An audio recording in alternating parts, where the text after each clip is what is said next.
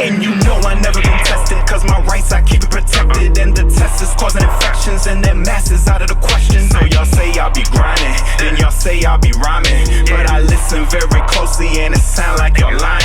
And you know I never been tested, cause my rights I keep it protected. And the test is causing infections and their masses out of the question. I set up a trust, all these businesses bubbling like I'm boiling the moss. I pull up in the coloring. Pardon me as I deliver my soliloquy. Poetry that's smooth in essence like I ink calligraphy. Always be accusing me of raising up the frequency. And I stay secluded with my oracle so peacefully. Listen to my... And the cat came to the gate because there were no watchmen then. And here come this man and said, Alfredo Bowman. They kept telling about Dr. Sebi, but I didn't know any Dr. Sebi. But the thing that the people said that Dr. Sebi was telling them, I could only relate it to Alfredo Bowman. Wow. But I thought that she was dead.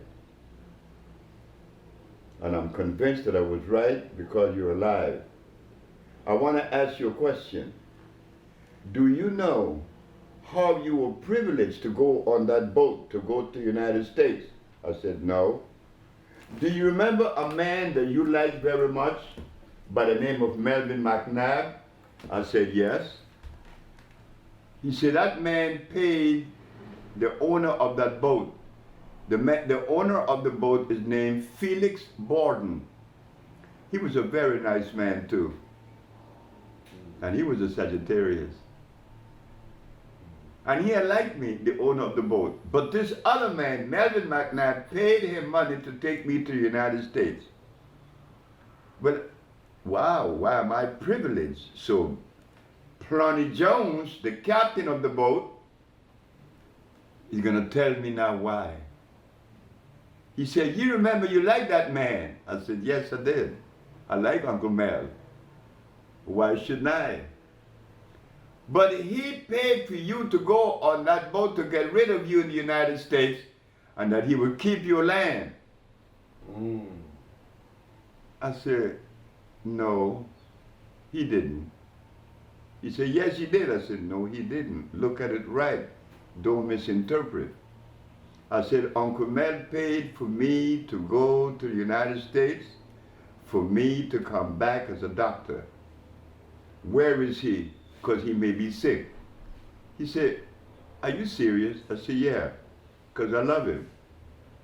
He said, a woman killed him, stabbed him 17 times. God damn. I didn't like hearing that because I like Uncle Mel. Of course I did.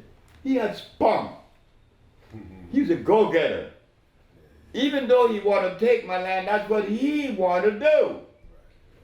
That is not what nature had intended for him to do. So why should I get angry at him? I'm not going to get angry at him for his intent. I am not angry at him. And guess what? I went to America and became what I am. And the land that he wanted to take away from me is the land that I own in Rhode Island. You see? Yeah. It didn't cause me any emotional pain. I like Uncle Mel.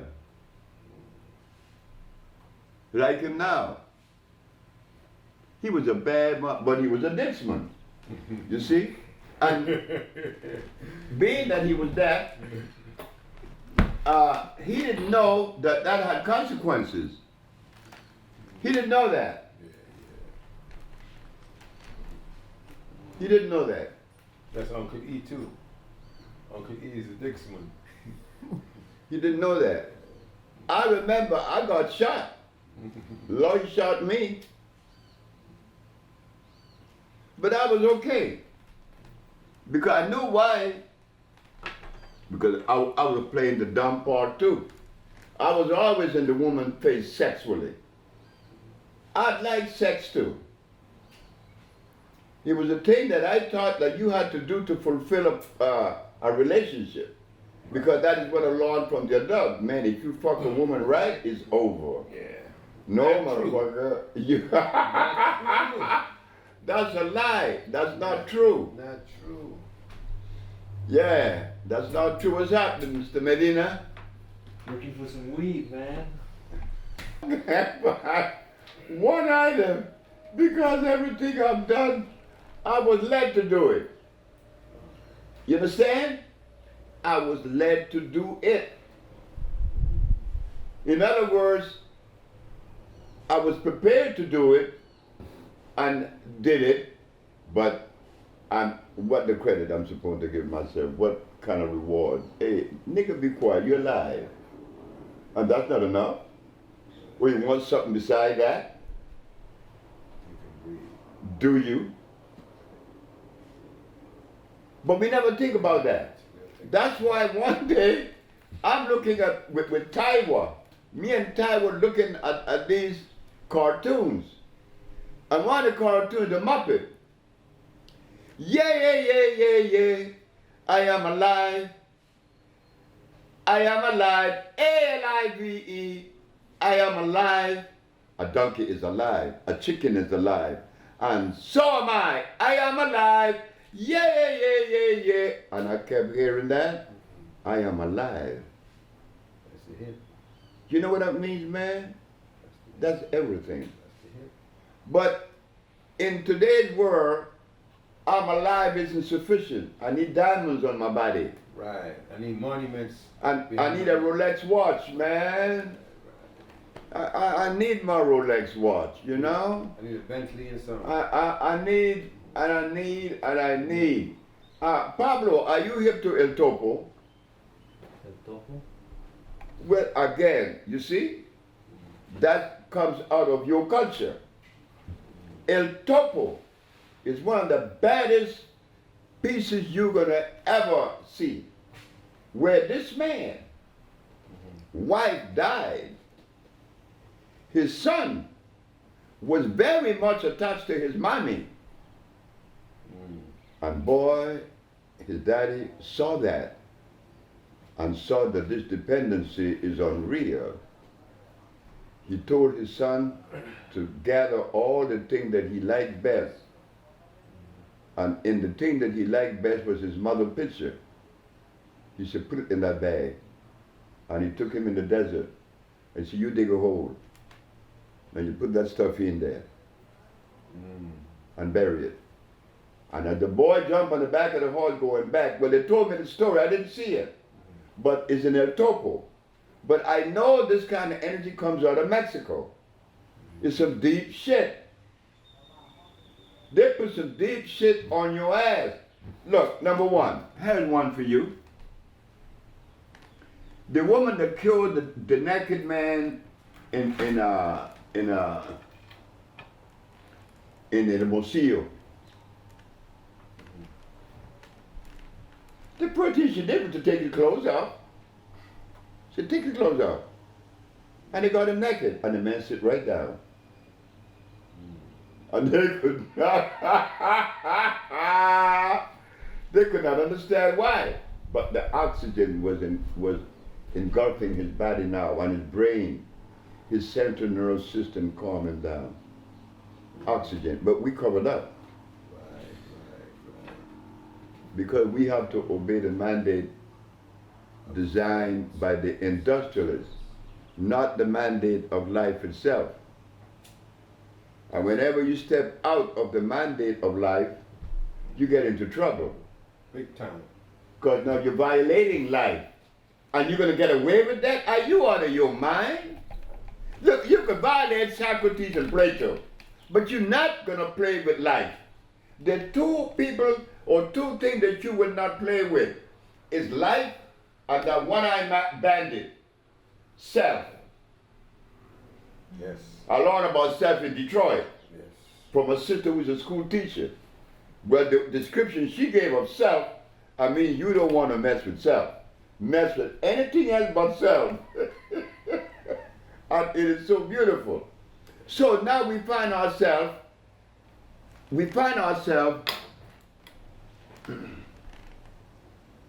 trying to make a decision in our lives, or make a decision in our lives that will bring about a degree of peace. Because that's all we're looking for, is peace. Just contentment, to be tranquil. Yeah. I could smile, I could listen to the birds. I could enjoy the butterflies. Of course, why not? But for us to really understand the mechanics behind that, we have to begin with life itself. What about life? There's an arrangement. There is an arrangement that is right on time every year. Spring is never late. Never. Summer is never late. Winter nor autumn. They come right on time. And those plants that we see that blooms every year, they come at the same time every year. What happened? Is there a computer in each of those plants that's going to connect them with the time in which they're supposed to bloom? No. That is a cosmic arrangement. Like that plant, like that bird that flies from the north to the south. When winter arrives or when autumn arrives, he doesn't read any calendar.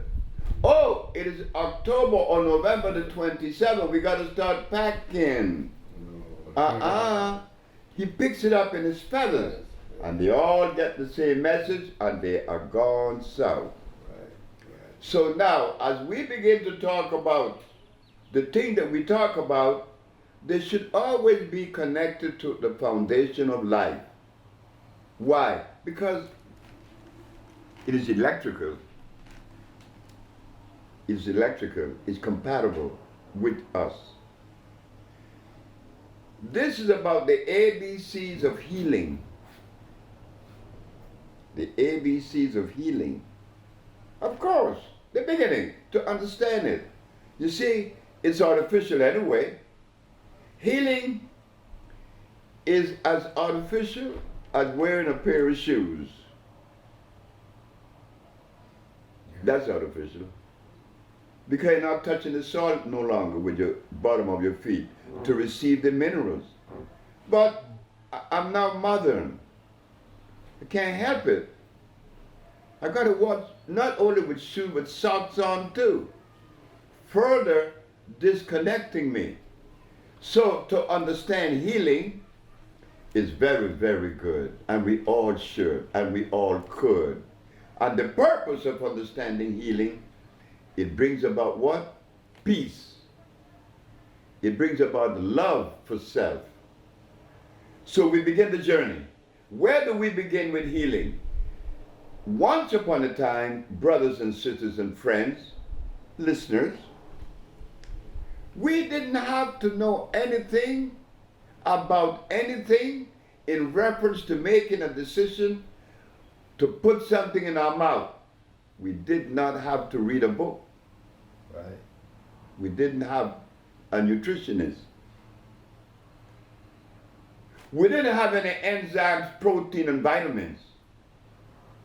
Why? Because all the things in our environment were alkali. We didn't have to make a decision whether this is good or bad, or try to make that distinction. Now you better know it. You better know, because right now we are engulfed and surrounded with the use of many, many, many, many inorganic substances. Yes, we are. We are surrounded by it, immersed in it, and we want to get out of it. But to get out of it is to know that it is bad. And the only way that you're going to know that these things are not as complementary as we would like for them to be, you have to compare them with life. And that is Mother Nature, Pachamama. Now we begin the journey. In life, life substance has a base. They call it carbon, hydrogen, and oxygen. This you find in the science of biochemistry. The foundation of biochemistry is the understanding that carbon, hydrogen, and oxygen is the composition of life. Without these three players, life does not exist in that substance. This is why you could burn a carrot, you could burn beets. It doesn't burn to ashes. The only thing that burns to ashes is those things, or are those things, that are carbon based. They are what? They are considered native by the geologists. So we find carbon, hydrogen, and oxygen. If the substance doesn't have these three as players in the core of its structure, you have an acid substance that is against life itself. Now, we are not living 500 years ago when our mothers didn't have to make a decision what she's going to feed her baby, because she only fed her baby her milk. Her milk. And her milk was not impregnated with meat, with starches, because they simply did not exist. They did not eat any starches, which is carbonic acid. So now, to understand nature, you will see, as we begin to excavate, little by little, we find that nature doesn't produce any substance that has starch in it or present. Starch is counter life, against life. Nature did not produce a starch substance. That is a yardstick or a measure that you could use to be able to navigate through the maze, because you have confounded things. You see, once upon a time on this planet, there were no comfrey, there were no whole wheat, there were no bulgur wheat, there were no oatmeal, there weren't any carrots or beets, there weren't any echinacea or aloe vera, there weren't any golden seal, and many, many, many others. Now, why were these things made? I don't know, but I know this, that these things doesn't play any part in the sustenance of life. So in the ABCs of our understanding as to what is and what shouldn't be in our presence or diet, is to understand that everything that has electricity has to be starchless. A substance that is starchless is considered to be alkali. A substance that has starch is acid. Energy will not be obtained from nor found in it. So as we continue now with the ABCs of understanding what is healing, we have to understand life structure. Life structure. In understanding life structure, then you'll be able to select. You will be able to select from the forest the things that are life-giving. When I was in Washington a few years ago, I remember seeing a brother of mine that we all love, Jimmy Gray. He always had a licorice stick in his mouth. And most of us that begin to grow in the understanding of what is nutrition, many of us have used licorice stick as a nourishing agent. But in reality, licorice stick has more glycerinic acid than does sugar. It will hurt you. It will hurt you. Why? Simply because it isn't a product that came from Mother Nature. So apart from understanding that in the structure of life, you find carbon, hydrogen, and oxygen. That's necessary. But since we work every day and we're very busy, we don't have time to be going into the chemistry because it sometimes becomes confounded and difficult. But a good measure is, it has starch? Yes. Well, it's no good for me. Simple as that. So, what am I going to do? I'm not going to eat any whole wheat bread. I'm not going to eat barley, but I'm going to eat spelt bread. Yes, I'm going to eat spelt bread. Why? Because it is starch less. I could eat injera, that is starch less. And we could eat fonio, starch less, instead of rice. Because the objective is what? Peace. I want to find peace within myself. That's the only objective. It's not the amount of money that I could amass. It's not the amount of houses that I own, because I could only live in one room. It's about the state of our health. And to understand or to treat that, to maintain this state of health that would privilege us to live comfortable. That's all we want. We want to live comfortable. That doesn't cost any money. It just costs a couple of seconds of nothing really. It doesn't cost anything. It just requires a level of understanding.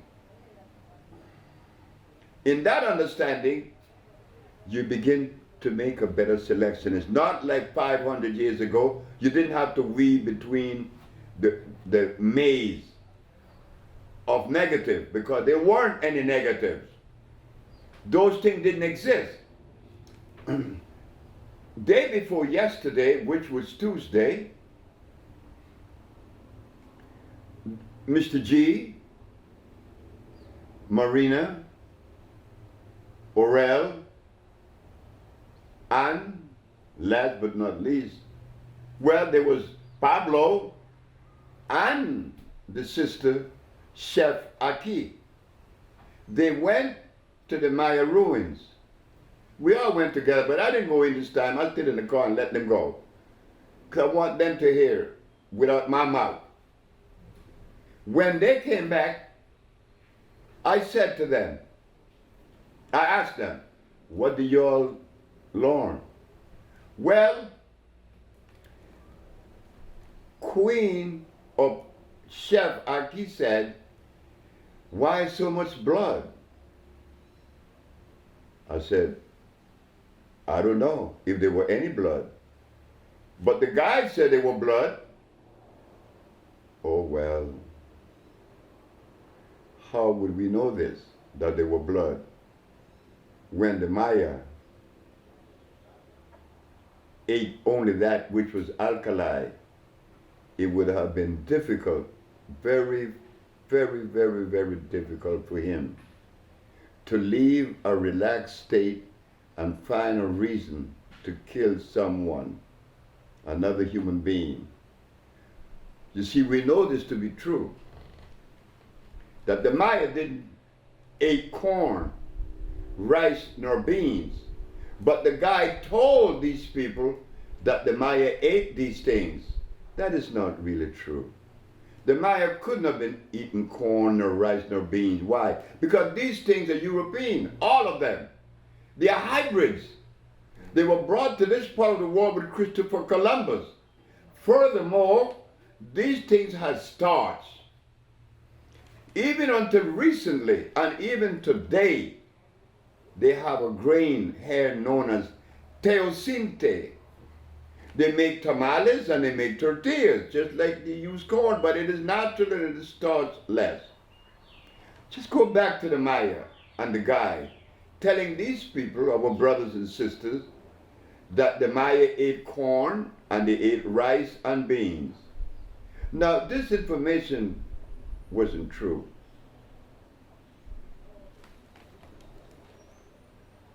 What else did they say about the Maya that we have to suspect to be other than true? Many other things. So you see, we are surrounded with misinformation. And out of that package of misinformation that we learn in school and we pick up in the environment, we use that in our everyday life to make our decision. Well, I wasn't privileged to school, you see. I see things different.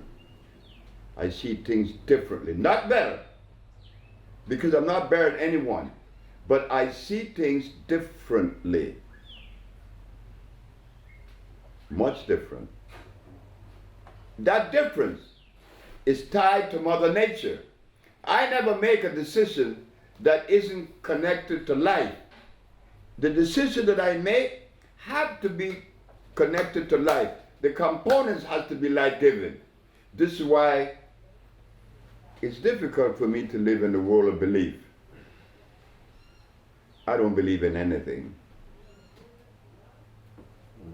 I didn't have to believe in anything. I don't even believe in myself. Talk about someone or something else. Now, as for myself, again, that difference that I see things by and in the environment of difference is precipitated by what I see in Mother Nature. I'm always in favor of the woman being the leader because that's what she really represents, that female gender. I have no difficulty with that. But in the last 50 years of my life that I've been married to various women, maybe I prevented them from exhibiting that energy and that tenacity of a female. Maybe there was something about me that prevented these women from exhibiting that power, that energy then, that energy. Can't blame them. But my interpretation is a little bit different. Again, different. But I recognize that the woman is the energy that maintains the society. So because that is in conformity with life. Again, the elephant family is only composed of females. And those of you who have grown marijuana, the one thing that you don't want in your field is a male plant. You yank him out. Always the female. In fact, here in Honduras, I gave people the duck. The duck is a beautiful orchid. It's purple and lavender. It's a female plant. All of the plants in the forest that produces the flower, they have to be female because they are the ones that are reproducing. So that is this. The beginning of this ABCs of understanding that is required for us to put into motion when we come in contact with another human being.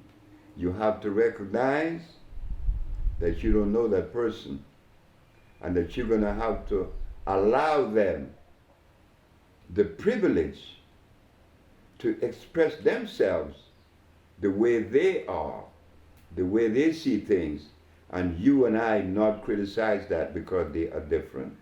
That's only the beginning.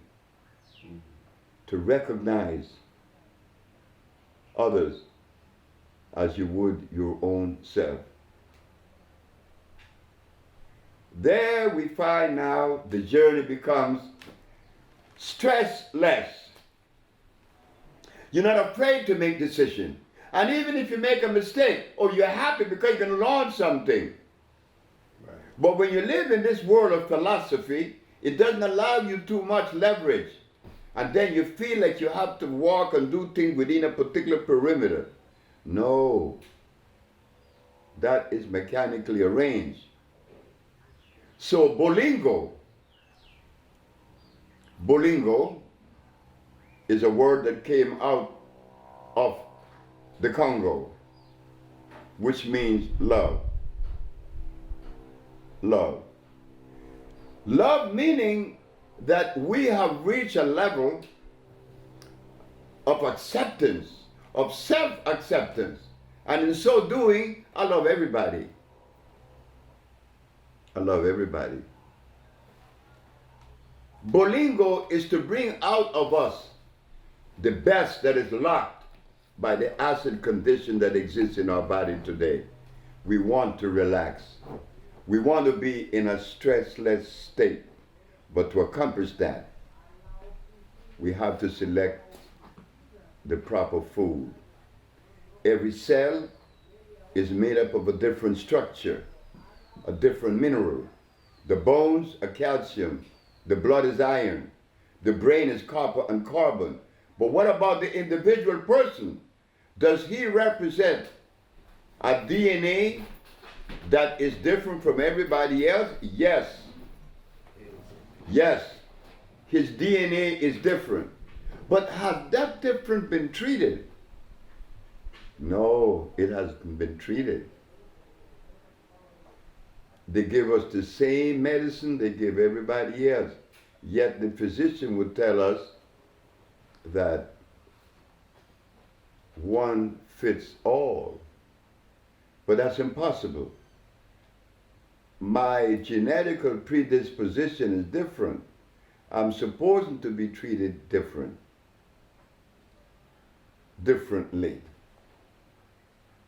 Am I? No. So we at Bolingo, knowing that this has been omitted, this degree of understanding or this level of understanding has not surfaced yet, in 1988, the present philosophy of medicine was challenged.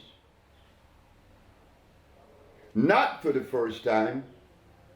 2,781 cases before was challenged the American Medical Association.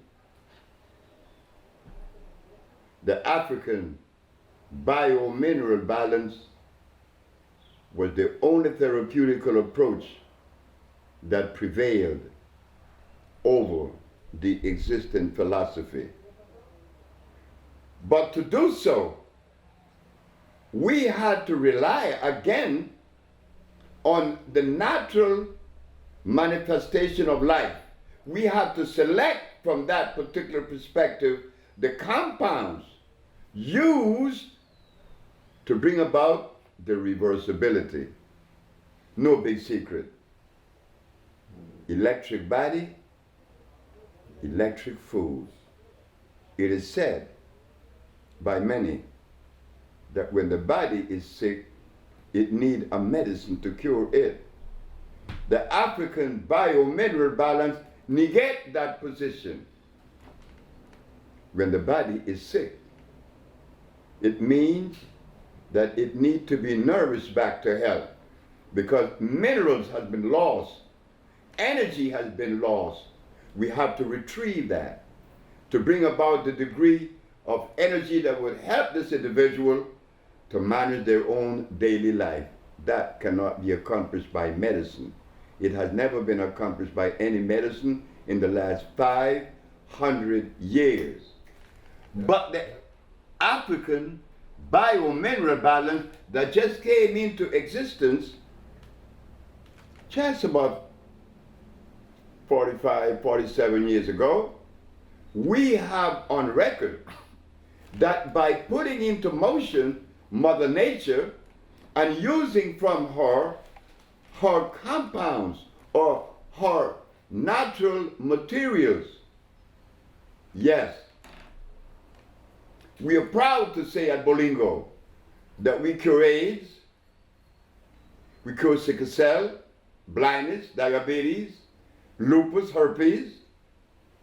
We should be proud that we have raised the bar and set the standards. Of course, why not? The purpose of science is to improve the present condition, and you keep improving until you reach that level of ultimate perfection Where that is, I don't know. But if there is an offering that eclipses all others, then we are obligated to raise with the level that has, the new level that has been established. If we fail and we operate substrata, it means that we are being inconsiderate and we want to deny truth. No. That breaks down the whole fiber of the family.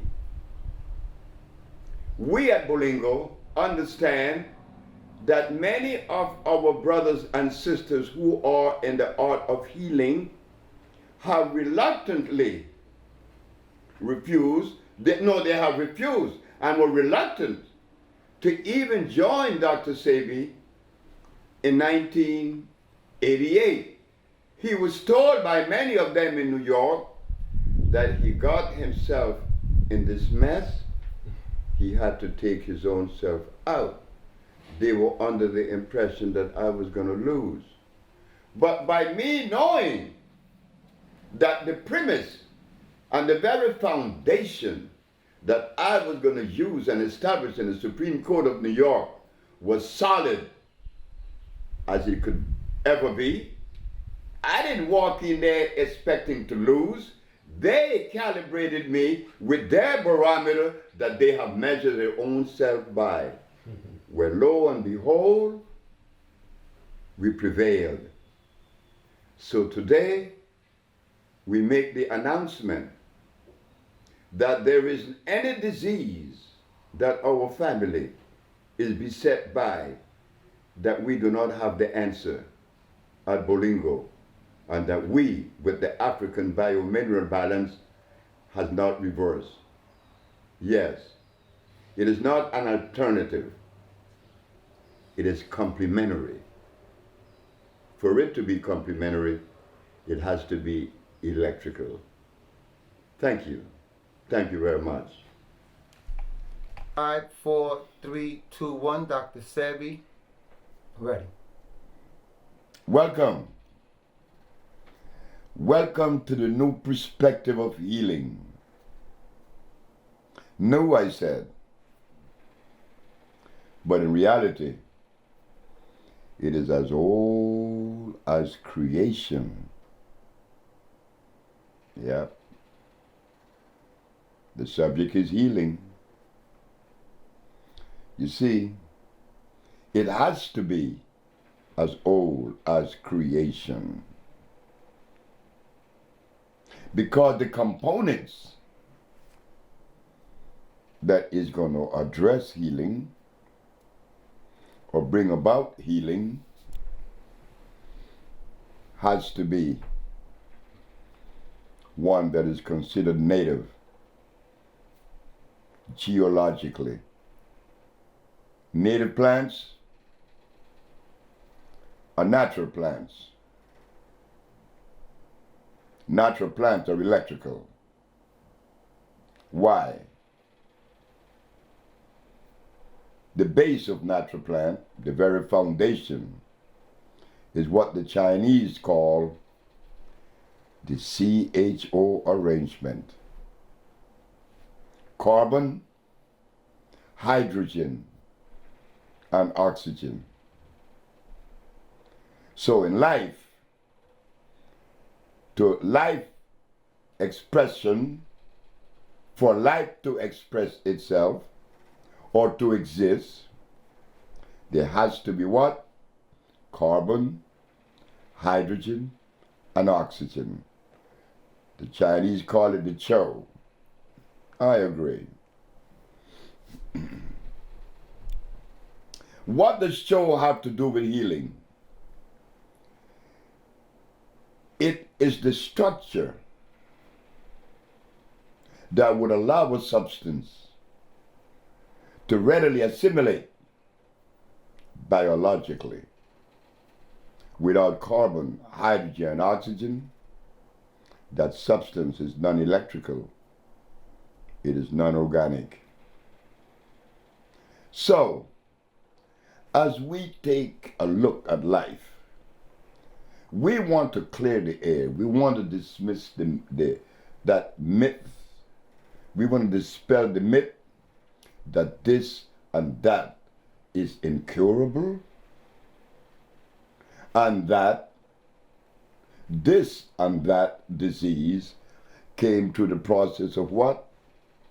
Germ, virus, or bacteria.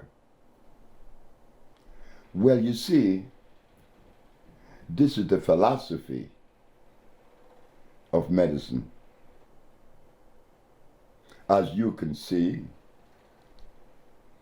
I am of a genetical predisposition that is African. I am an African, and I think that it is the greatest thing that ever happened to me to be born an African. Or, like, if I was a Chinaman, I would have loved to be a Chinaman, or a Caucasian, or an Arab, or an Eskimo. So, we are talking this way to show that whatever you are, that is what you were supposed to be. And as we are that expression that life made, like life expression carved out this image you called Sebi, I had no control of that. So as we travel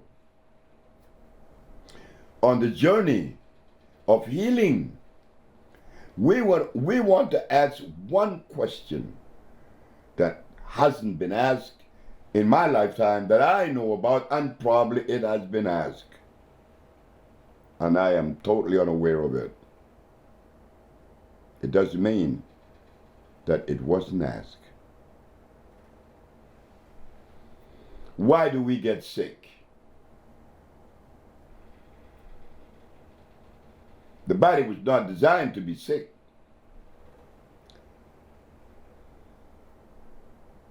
Bird doesn't get sick. Elephant doesn't get sick. He needs no vet. The lion doesn't need a vet. Neither is a giraffe or any of the natural animals. Why do we get sick?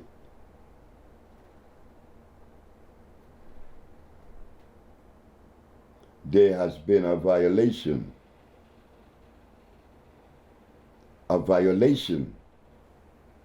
that is costing us our life today. And it would have been okay if I live happy until I die because of the violation, but that isn't what's happening. Because of the violation, I become stressed. I become extremely stressed until I die. Why do we get sick? What is the violation? The violation comes with creation, the understanding of it. The violation is when we have forgot or dismissed the ecclesiastics when it is said, the herbs are for the healing of the nations. But we don't care about that. God, you make your statement that the herbs are good. We are conditioned for a chemical God. So God, whatever you have to say is in trouble today. Because I, Pastor Gale, I'm referring to my brother. I'm a preacher. For 30 years, God, and my brother Sebi known as Dr. Sebi, came and showed me in the Bible, in the book of Genesis, Ezekiel, and Revelation, that the herbs are for the healing of the nation. But what my brother Sebi didn't know, that the food that I have been trained to eat have turned me against the very God that I claim to worship. I am compelled to violate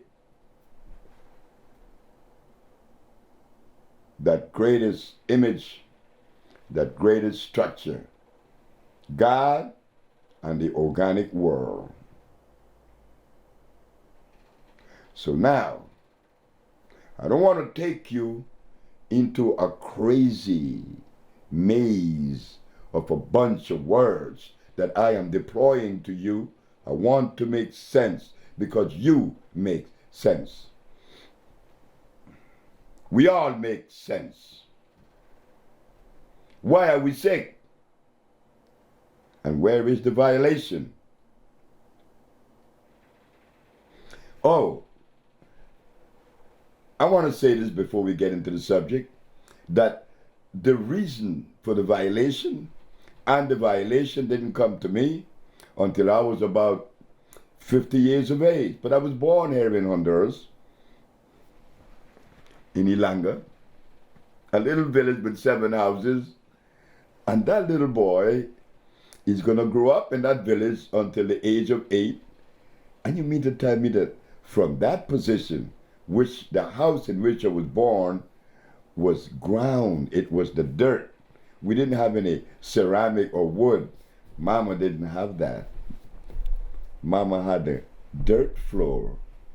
It was always clean. So from that level of being born in Ilanga, Honduras, to have made this leap into the understanding of things, that I would arrive at deploying these words to you about health. The boy never been to school. The boy didn't read any books. I was least of the candidate that could think about occupying a position that could be credible. Well, guess what? Nature designs and decides that. The violation, you're going to see it. You see, I said we're going to travel on this journey. It's a beautiful journey. It's a beautiful path. It's peaceful because it brings understanding. Look carefully about the way the African live in the jungles. Look at the way the Inca live in the desert of Nazca. Look at the way the Maya lived in Central America. And then we go to the Toltecs and the Olmecs in Mexico. Then we go to the Cheyenne and the Sioux, those American Indians. Carefully, we're going to begin with that.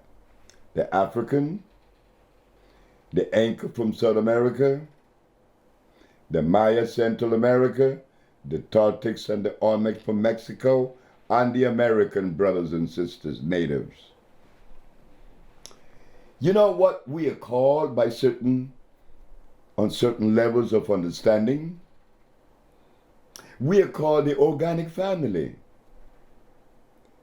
The organic family, all families are organic, not so.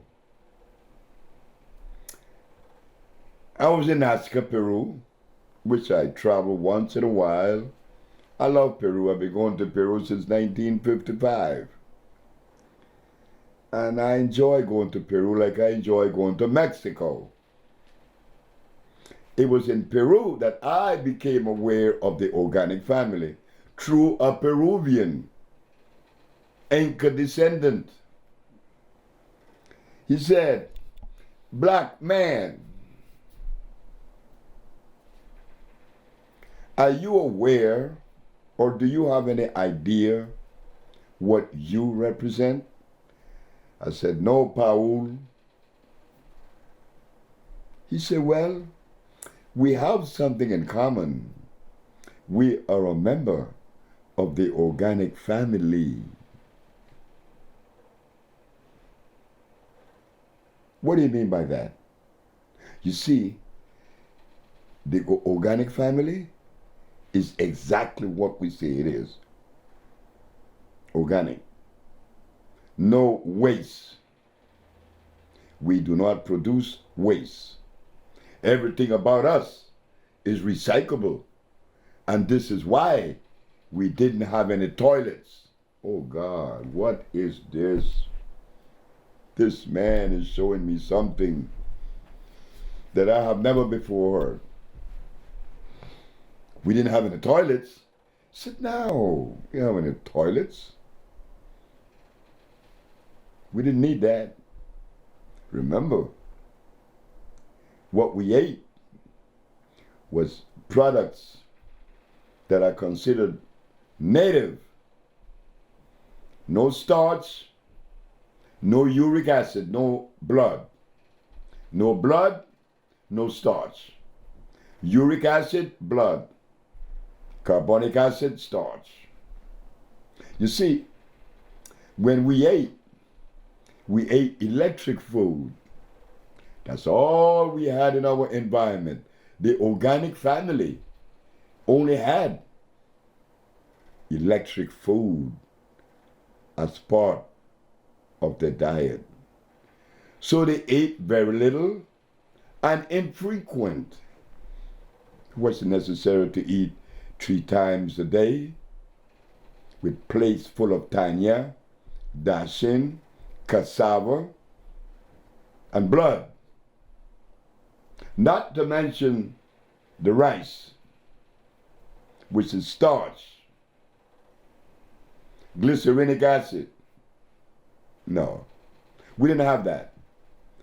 The organic family only ate electric food. So when he passed his feces, he could pass his feces in his hands and put it back in the soil. But the family, he said, that live outside of that cosmic arrangement, you don't want to be around when you use the bathroom. It's something that is horrible. Imagine what goes on inside.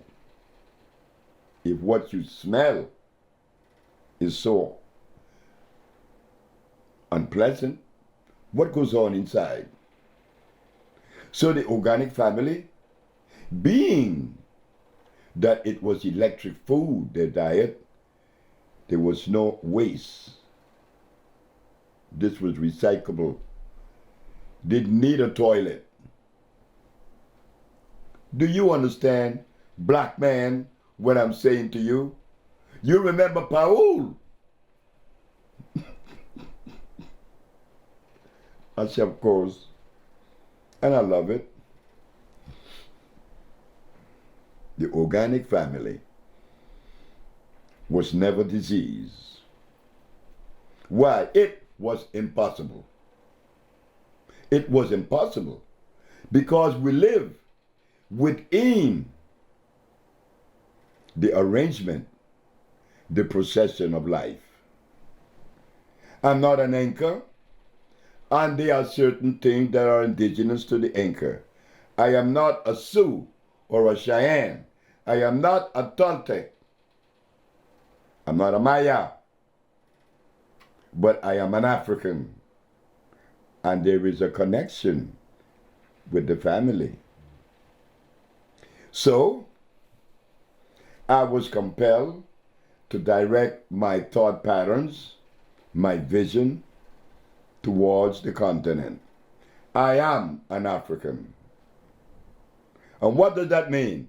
It means that when creation designed the African, there was a food that was designed for that African. And if you believe that this is an untrue, well then, let us take the diet of the African and give it to the man that lives in the ice, the Inuits. No, he was designed to eat whale and fish. We were designed to eat something green. But nonetheless, it was compatible with our genetical predisposition. So now we come to why we are sick. The African had a food, the Eskimo had a food, the Inca had a food that you do not find in Africa, nor what is in Africa you find in Peru. But what he needed was in Peru. And what I needed was in Africa. If I ever make the mistake and select a component or a thought from another gene predisposition or another geography,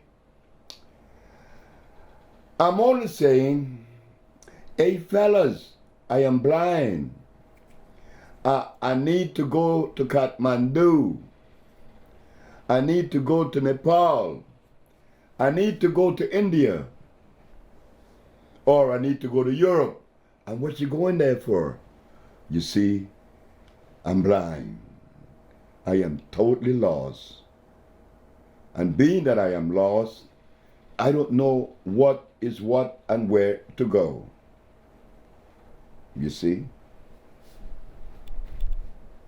We are blind, and we show it. We shows it. I have friends that have books written by scholars from all over the world, from all religious structures. Scholars. Me, I'm too ignorant for that. You see, I was spared. I didn't go to school. So the work of a scholar has no place in my environment. Why? Because what scholar do you know that has written a paper or a book that addresses gene food consistency? Nobody. And if we gonna violate that cosmic arrangement, all else is useless. It doesn't matter. You're violating. You are stressed. What do you mean? Yeah, there is such thing as African food. And it isn't rice and beans and carrots, cows, chicken and hogs, lamb or goats. No, it isn't rice and beans. We didn't have that. Those things was brought to us. These are the things that makes us sick. The violation was done over a period of years. The African has been misled. Who do we African people point our fingers to say you are responsible? We don't know, but we know this, that we have been violated from a cellular structure. We've been violated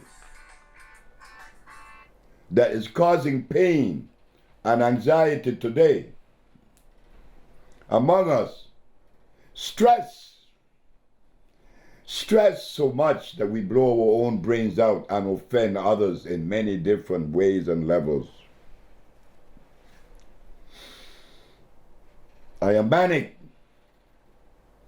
but I contain it with my suit, my tie, and my cup of coffee, not to mention my watch and my Mercedes. But one day, very soon, the doctors would say, hey man, you got something on you, in you, about you. And what is that, doc? It is cancer. Cancer? Well, my ancestors didn't have cancer. It was unknown. Why do I have cancer? Well, it's a virus. And what do you have? The other one has AIDS. That's a virus. The other one, herpes, that's a virus. Everything happened to be a virus, a germ, or a bacteria. How do we know that? We don't know that. Among all the writers in the black community, in the diaspora, none of them paid attention to what we should have been paying attention to. Our health. Our health. That would privilege me, would help me to love you and each others and myself first. That was omitted. We know all about the religious people. We know all about the cross and Jesus. We know all about that. But when we go home to eat, we eat something that was definitely offend our biological and cellular structure. Why is that? Where did that message come from? That we were supposed to eat starch and blood as a diet. When these things offend the black man's biology. So, today, we are carving out a little path into the past, and what we found, that yes, we are a member of the organic family, and that we didn't have any waste to rid ourselves from. But once in a while in New York, in LA, and anywhere you go, you see these trucks that written on them, it says waste management. How do you manage waste? I don't know. It's waste. Why even manage it? Why produce it? This is the reason why we are sick. So today, we want you to know that we are a member of the organic family, and that because of that understanding or level of understanding, we could put forth the effort to ameliorate much of the ills that beset us. Isn't that beautiful? To come to that level of understanding that we need to change our diet to that which is compatible with our cellular predisposition. The African. I am not saying that the African is better than the Caucasian, or that the African is better than the Chinese. When you begin to compare races and groups, then something has to be wrong with you. We are different. I am not a Caucasian. I am not a Chinaman. I am an African, which means that I am compelled to follow that cosmic dictate and that nothing should interfere with it. And do we now have the right to address this health situation that we are faced with? Ebola.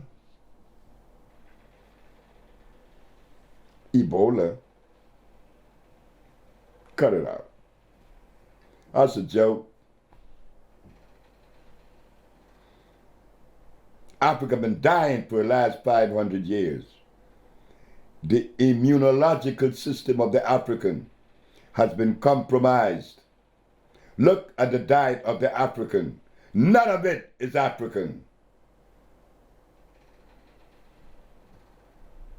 Not to mention us. What do? Well, we fix it. We fix it.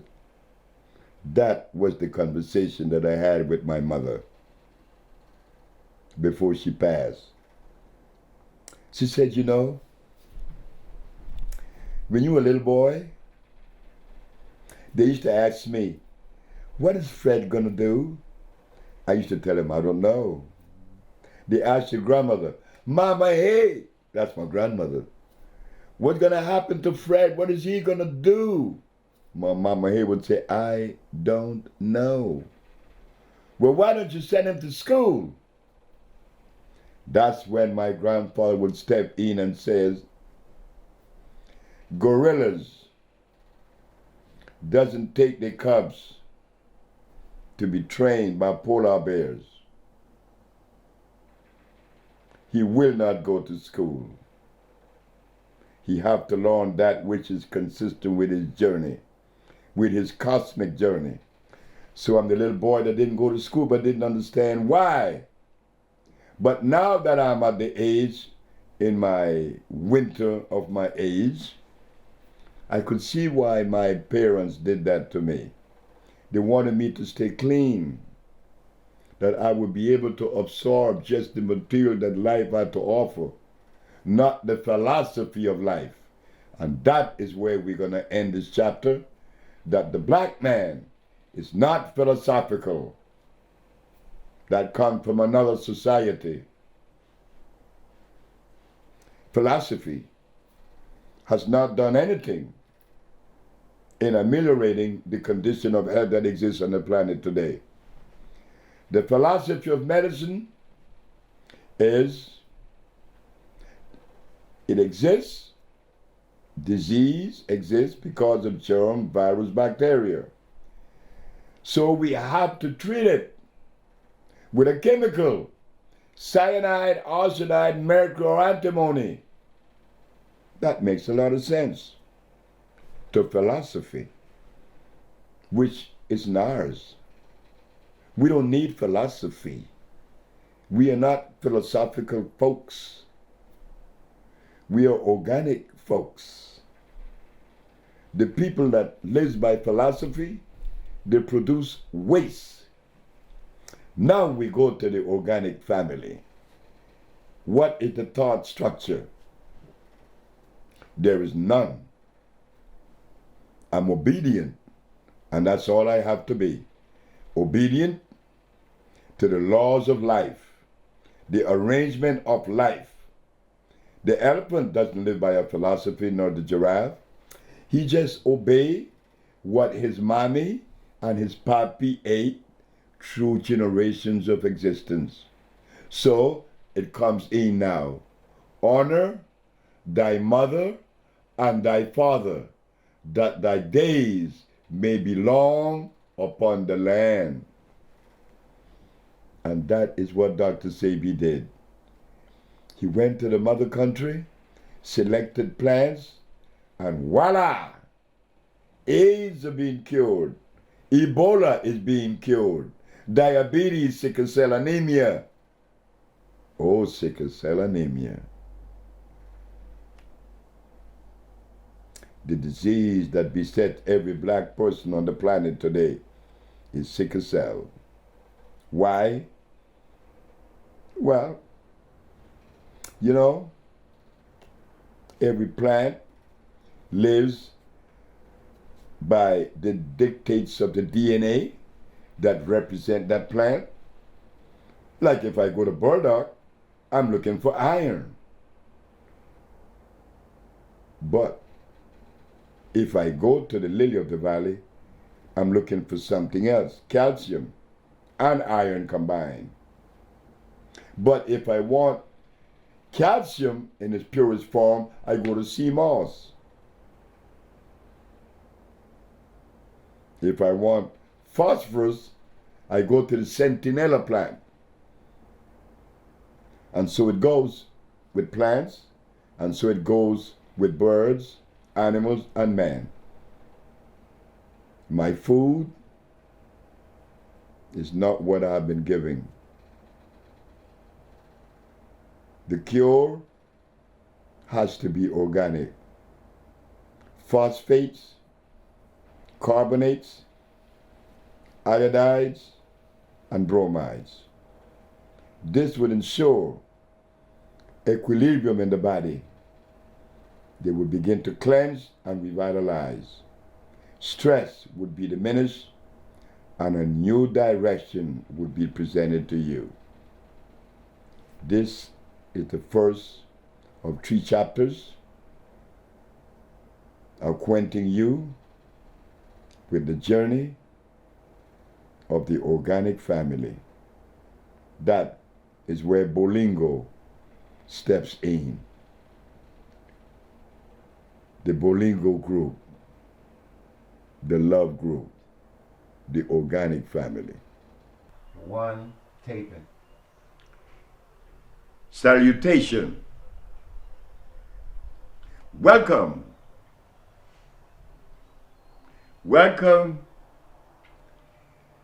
to this world of Dr. Sebi,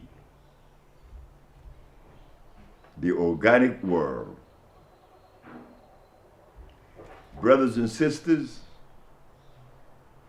ladies and gentlemen, over the years, I have been asked so many times by many of you, Dr. Sebi, how did you learn to put these compounds together? How did you know what to choose from the forest? Well, I could tell you stories about how I was led to it. But for me to say today that I did it on my own recognizance and that I am that wise, no, I'm not. It didn't happen that way. How did it happen? You see, I have been now on this planet 82 years, and over the last 60 years, I have been very well aware about activities that reverberate around the diaspora, and that which includes our culture, the black man, as we are called. Well, there are many of us that have many expressions about blackness, and they are good because they show growth. We're growing. Noble Drew Ali, Marcus Garvey, they are most honorable Elijah Muhammad, dear holy apostle. Then you have people like,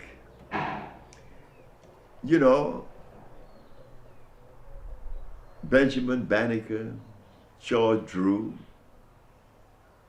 all these men, they fit in this chronology, in this sequence, in this procession. What we see here is this. Dr. Sebi drew from all of these people and still drawing from you. What I came to the conclusion very early, and I couldn't verbalize it because in the 60s, the talk was philosophy. It was Herodotus. It was Pliny. It was Socrates. It was Plato, Diogenes, Aristotle. Well, I couldn't participate in their conversations in Los Angeles with the great Ron Karinga and Kalu, Chaka, Lee Drawn, They all entertained these very heavy, important subjects. I couldn't participate. Why? Because I could never put my finger on something that these people were saying that related to blackness. Couldn't. And I grew up in a black house in Honduras as a little boy. So I couldn't take part in their dialogue. Sometimes I would feel handicapped. Sometimes a little bit like emotionally disturbed because I want to participate. But what I didn't know and I didn't notice was that life had it arranged for me to keep my big mouth shut. Yes, I kept my big mouth shut. From age 30 until about age 47. Those 17 years, I was able to put together, or I was able to receive from the natural arrangement of life what was really going on. Well, this is what I saw. This is what I received.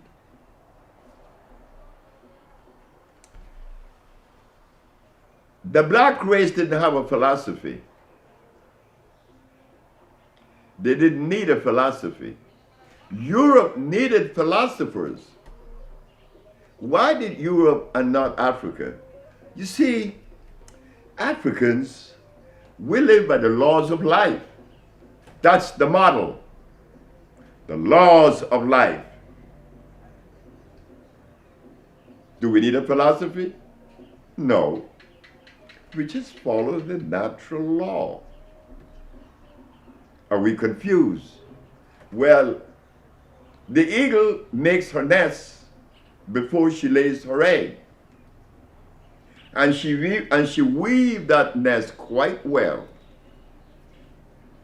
Where did she go along to weave that nest? Who teach that eagle to weave that nest? That's a big bird gonna be in there, you know, including herself. Where did she learn that? She didn't learn it. It was always part of her DNA. It's inscribed, indelibly imprinted in her DNA. And what about the bear in the Alaskan tundra? When it gets cold, not her den. She's right in the middle of the cold, but she knows how to fix that den and to shape that hole that the wind would not bother her and her cubs while she's in her den. Where did she learn that? It only shows that we too are part of that cosmic arrangement, that procession. So today, it is philosophy against cosmic, or versus cosmic, or cosmic versus philosophy. Philosophy is about the assumption. I believe. I believe. I believe. I assume. I think. With us, not so. I know. There's a difference. Philosophy is based on belief and on assumptions. When you don't have a philosophy and you follow the laws of life, which should be the model, then you don't have to believe in anything. You know. So today, we're going to see the difference. The products of philosophy Notice carefully now. We don't want to confuse this issue. The product of philosophy is always a chemical.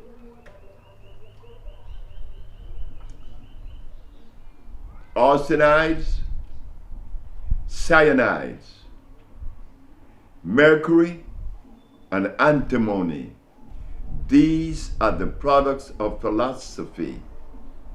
They are made in a laboratory, expecting them to assimilate with the human body. Come on now. That's philosophy. Again, I repeat. Cyanides, arsenides, mercury, and antimony. These are the products of philosophy. These are applied to food and medicine. With the black man, not so. Ours is organic. Ours is natural. So we go just the opposite of arsenides, cyanide, antimony, and mercury. These are protoplasmic poisons. Now we travel into the organic world, the world that is free of philosophy. We want to make sure that when we enter the field of nutrition or of addressing disease, you don't want to go into that arena believing. Because I could believe that I'm giving you mullein, but it is foxglove, and I'm going to poison you because they look alike. I have to know. So with the black man not having a philosophy, what are we left with? The model of life, nature itself. So from nature, we get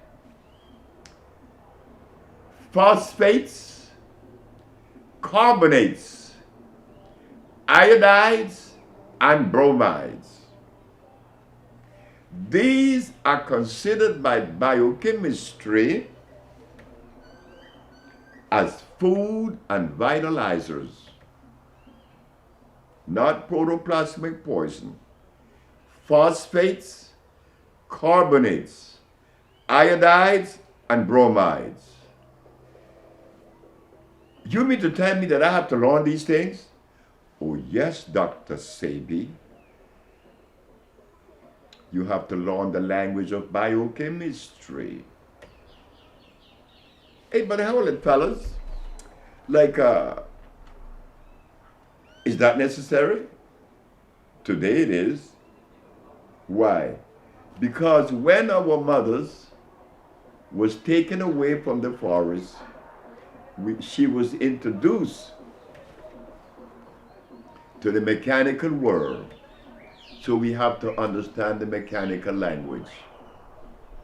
But in the forest, we didn't have to know about cyanide, arsenides, mercury, and antimony because it didn't exist. And we didn't have to learn about phosphates, carbonates, iodides, and bromide because that's all we had.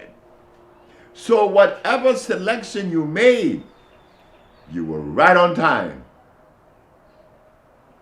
But we lost that ability.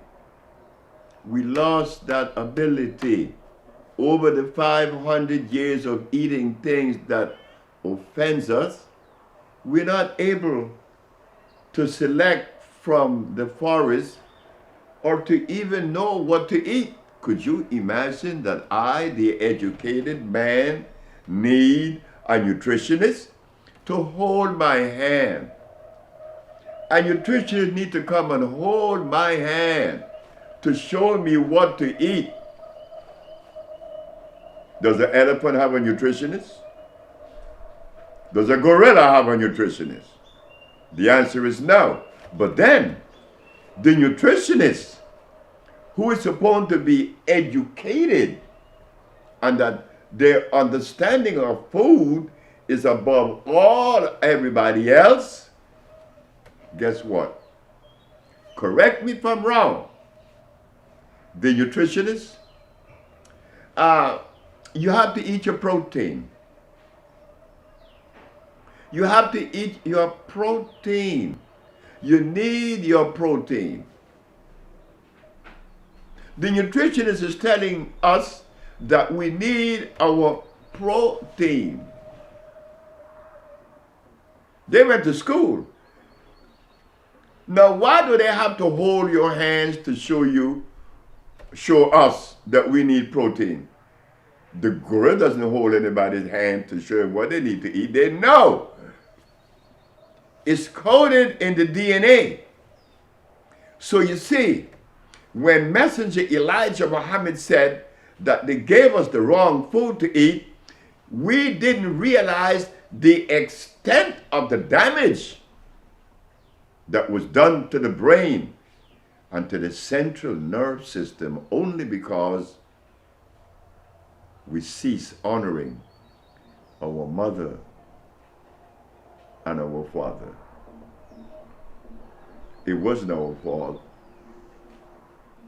yours nor mine or anyone else.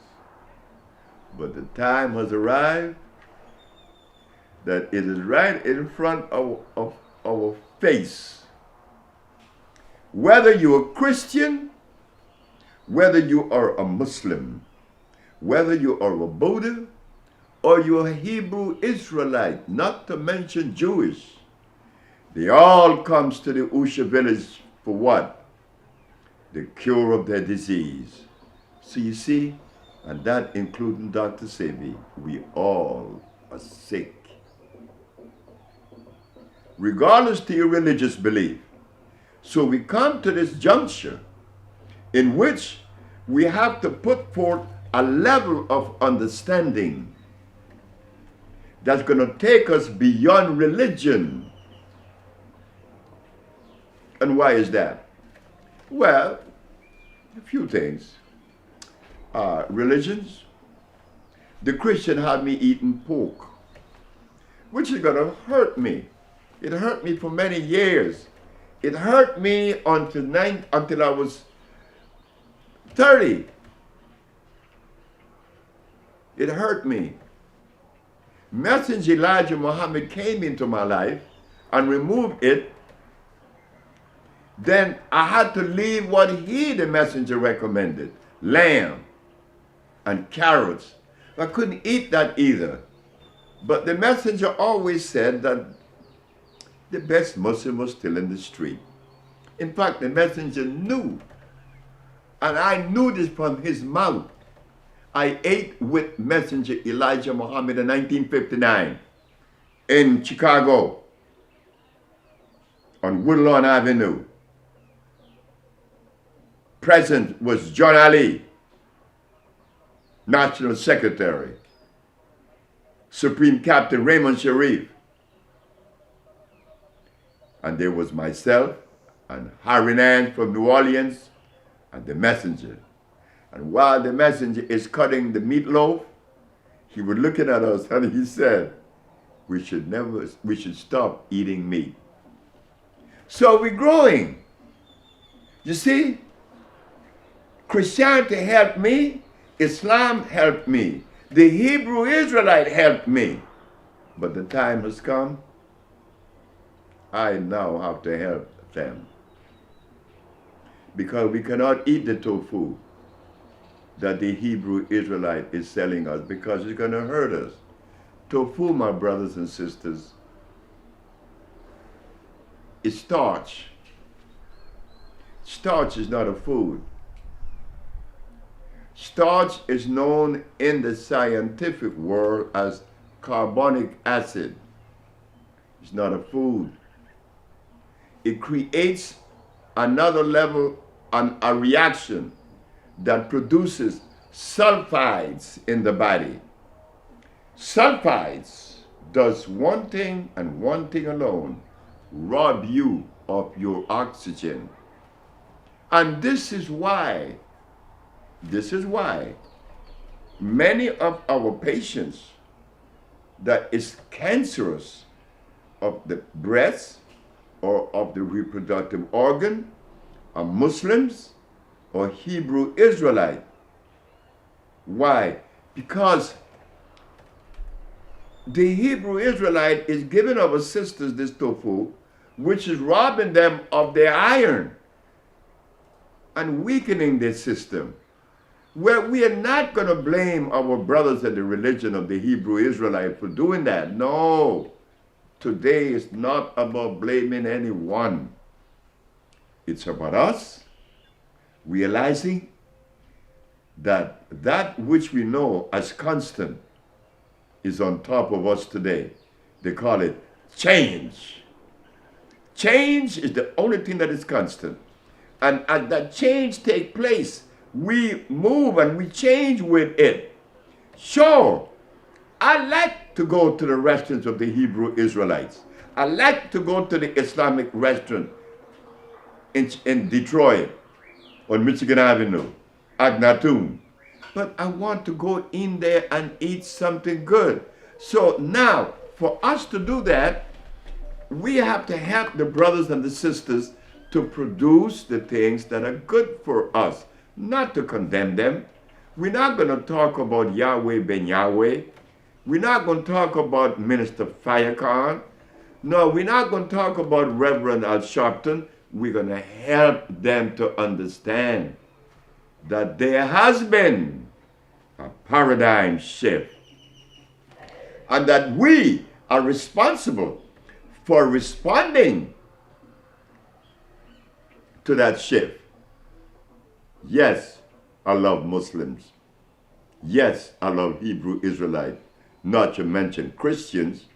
Every time I think about you Christians, I think about Reverend Littleton in Memphis, and I think about Reverend Jordan in Louisiana, New Orleans, that used to feed me, and they laugh at me.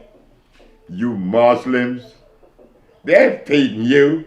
I got to give you a job to eat.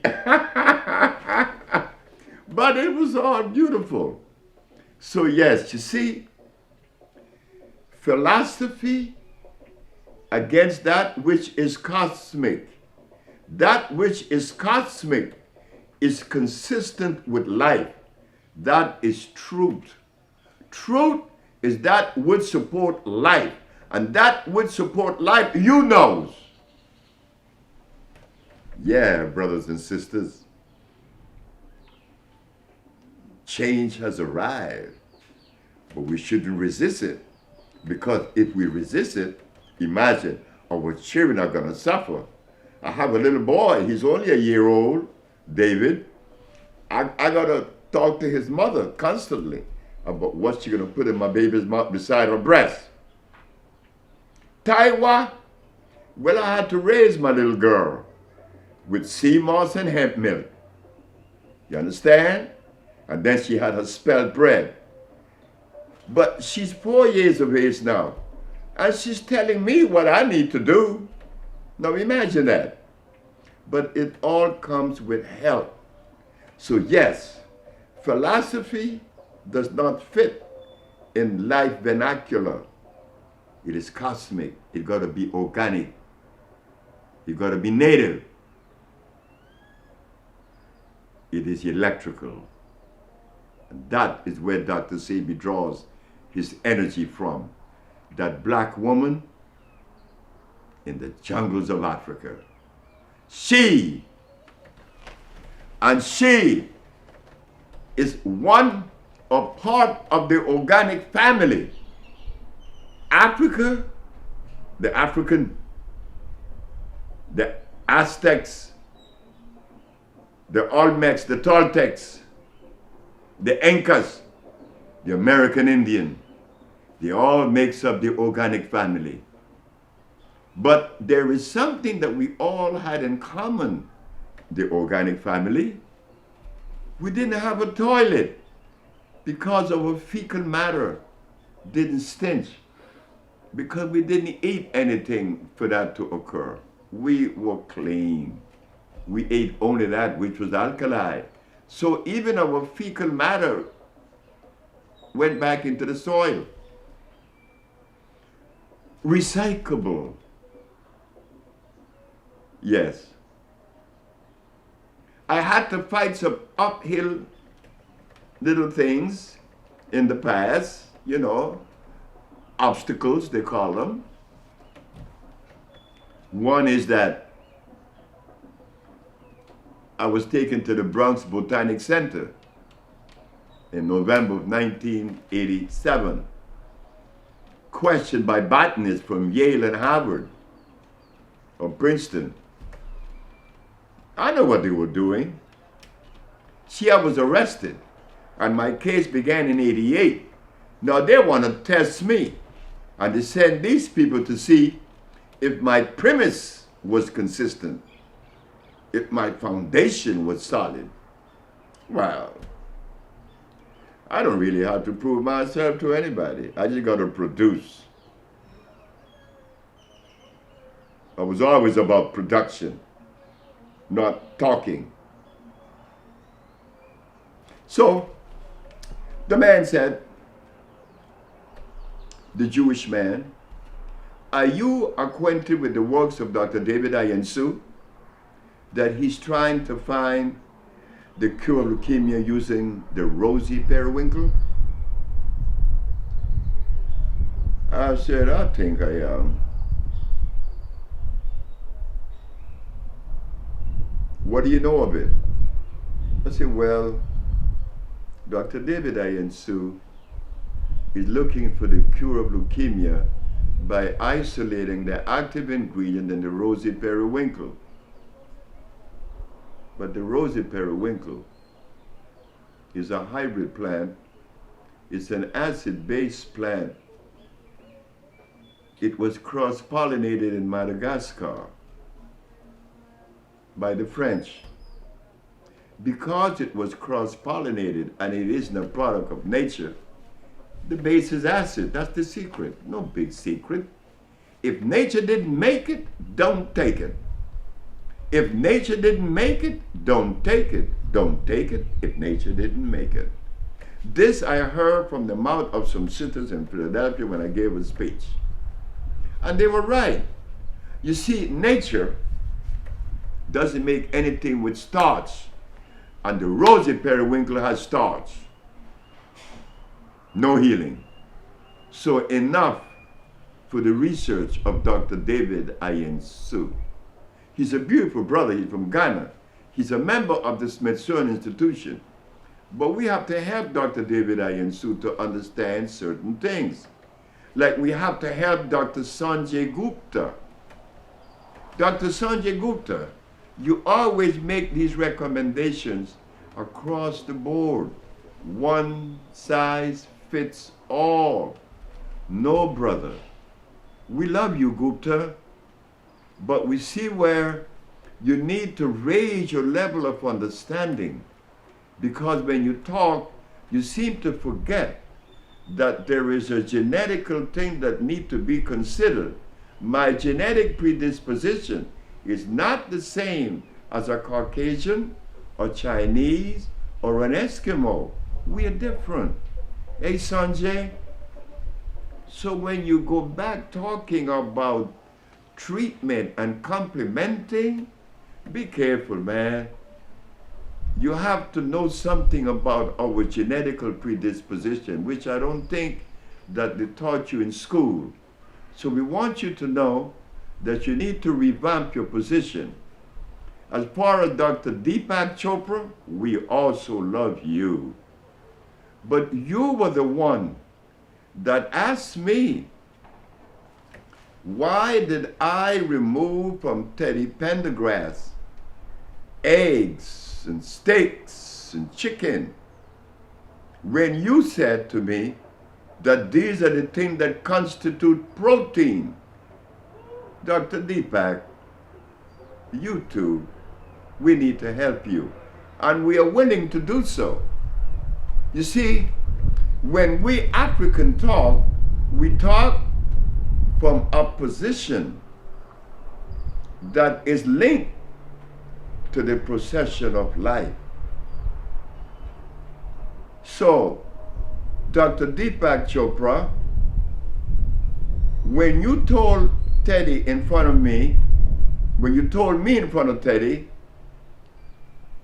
that I was not supposed to do such thing, you forgot that everything on Teddy was moving that was never supposed to move again.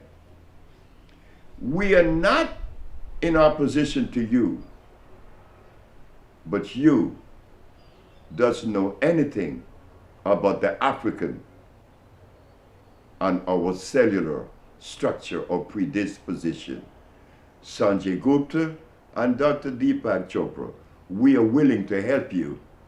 Believe me, we have to live up to our position. Remember, we are the African.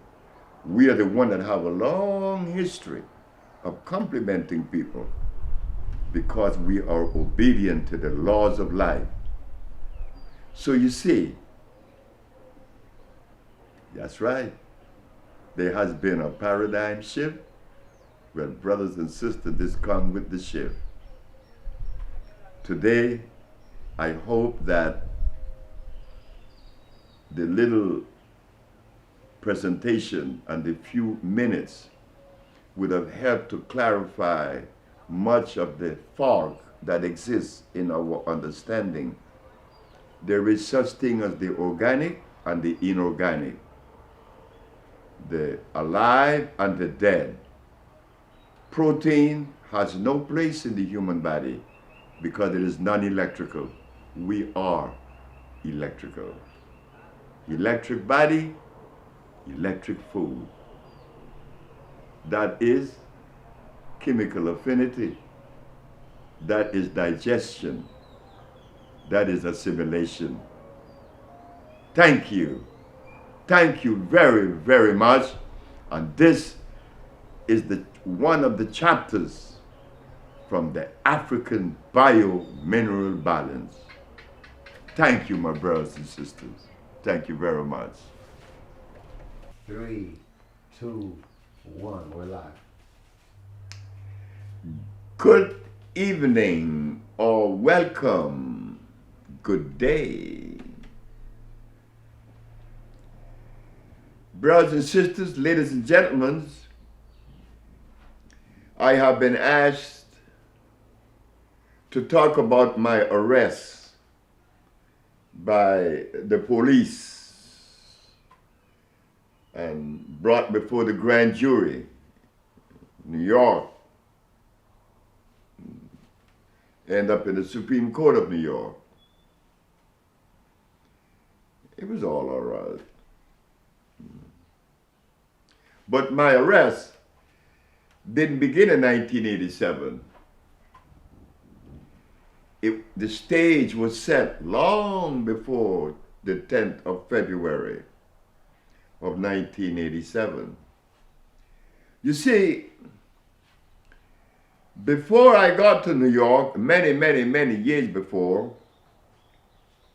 there were many healers then, like they are now, making claims, but never have, delivered.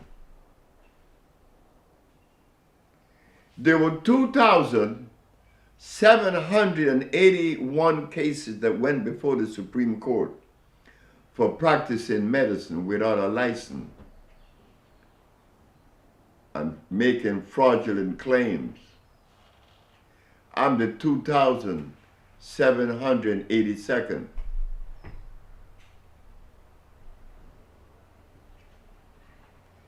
When the police came, I said to them, I asked them, why do you have your gun drawn? You are in a health place, the Usha Research Institute. Why do you have your gun drawn? They said the element of surprise. I said, but my mother told me that when I put the ad in the papers that we cure AIDS and other diseases, that you would be coming. My mother told me that. Been 2 years now. We've been waiting for you. you said element of surprise. You kind of 2 years late. About the arrest, it was the most beautifulest thing that I ever experienced in my life unfolding in front of me. If I were aware of what was happening to me, I think I would have backed out. I'd have got scared. Okay.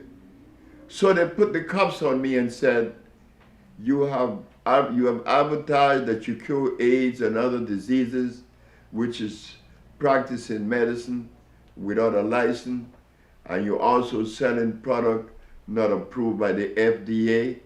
Oh boy, I got all these charges against me.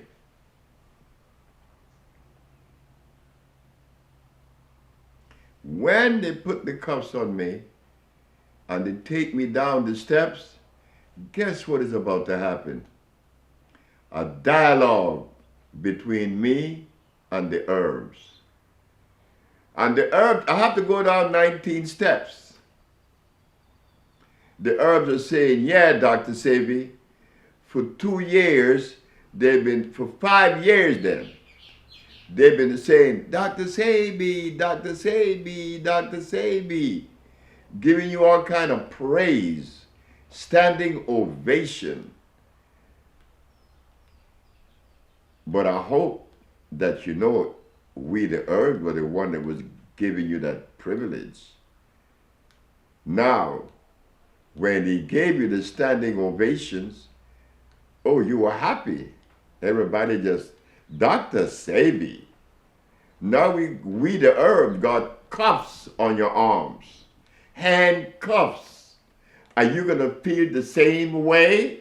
And I start to laugh. I said, oh my God. I'm a victim.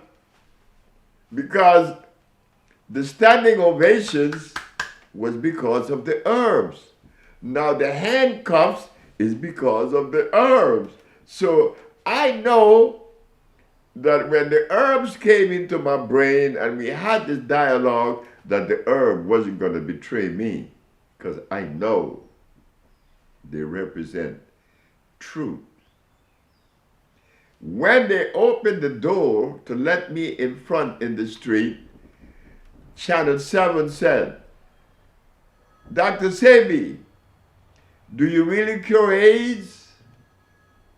I said, I cure AIDS then, I cure AIDS now, and for as long as I live, I cure AIDS. Well, how do you feel to be arrested? I say, I feel good.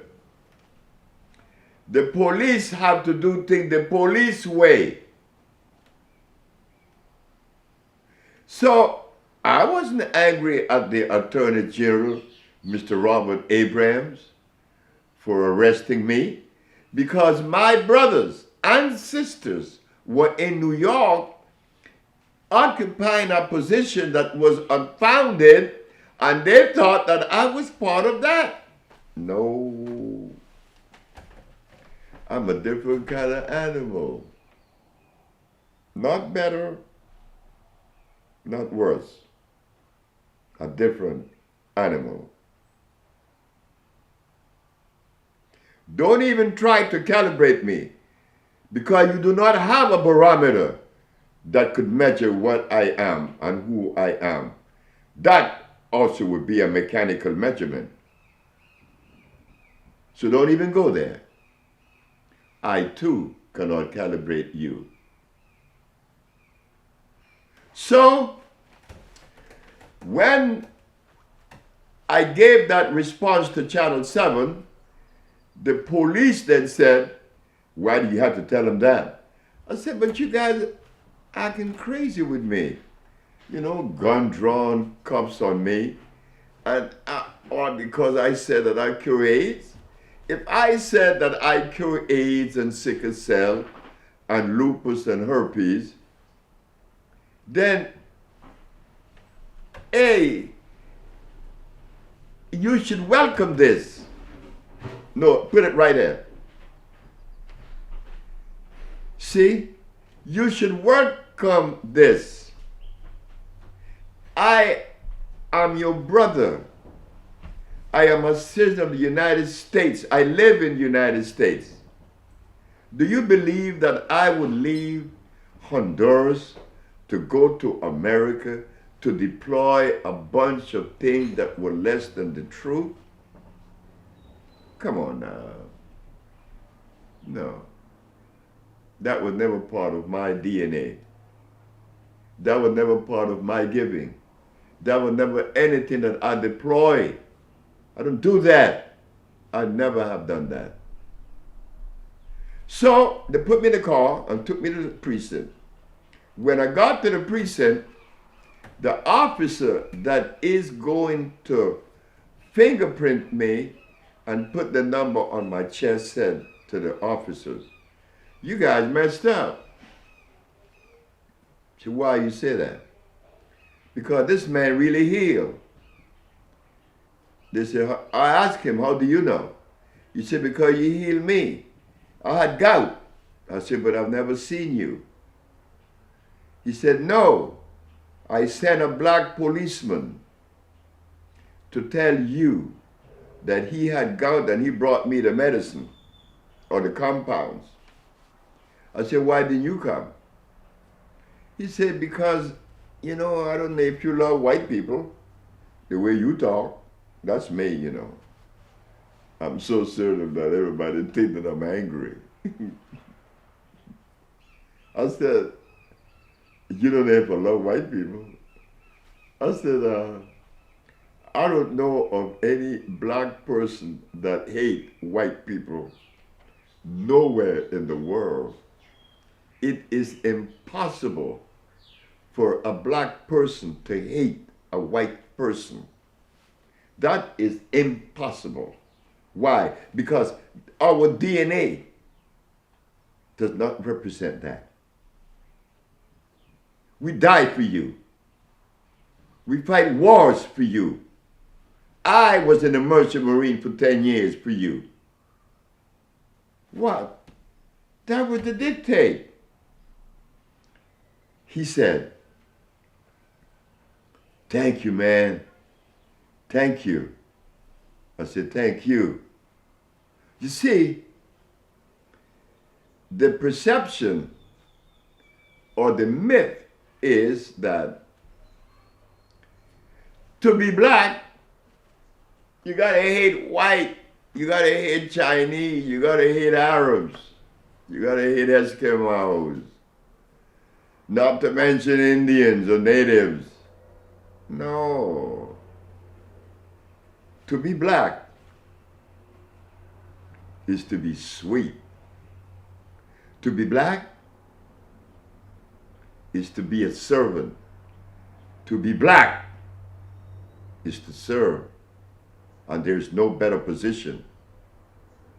So, I'm thrown in jail, and here comes the day of the trial.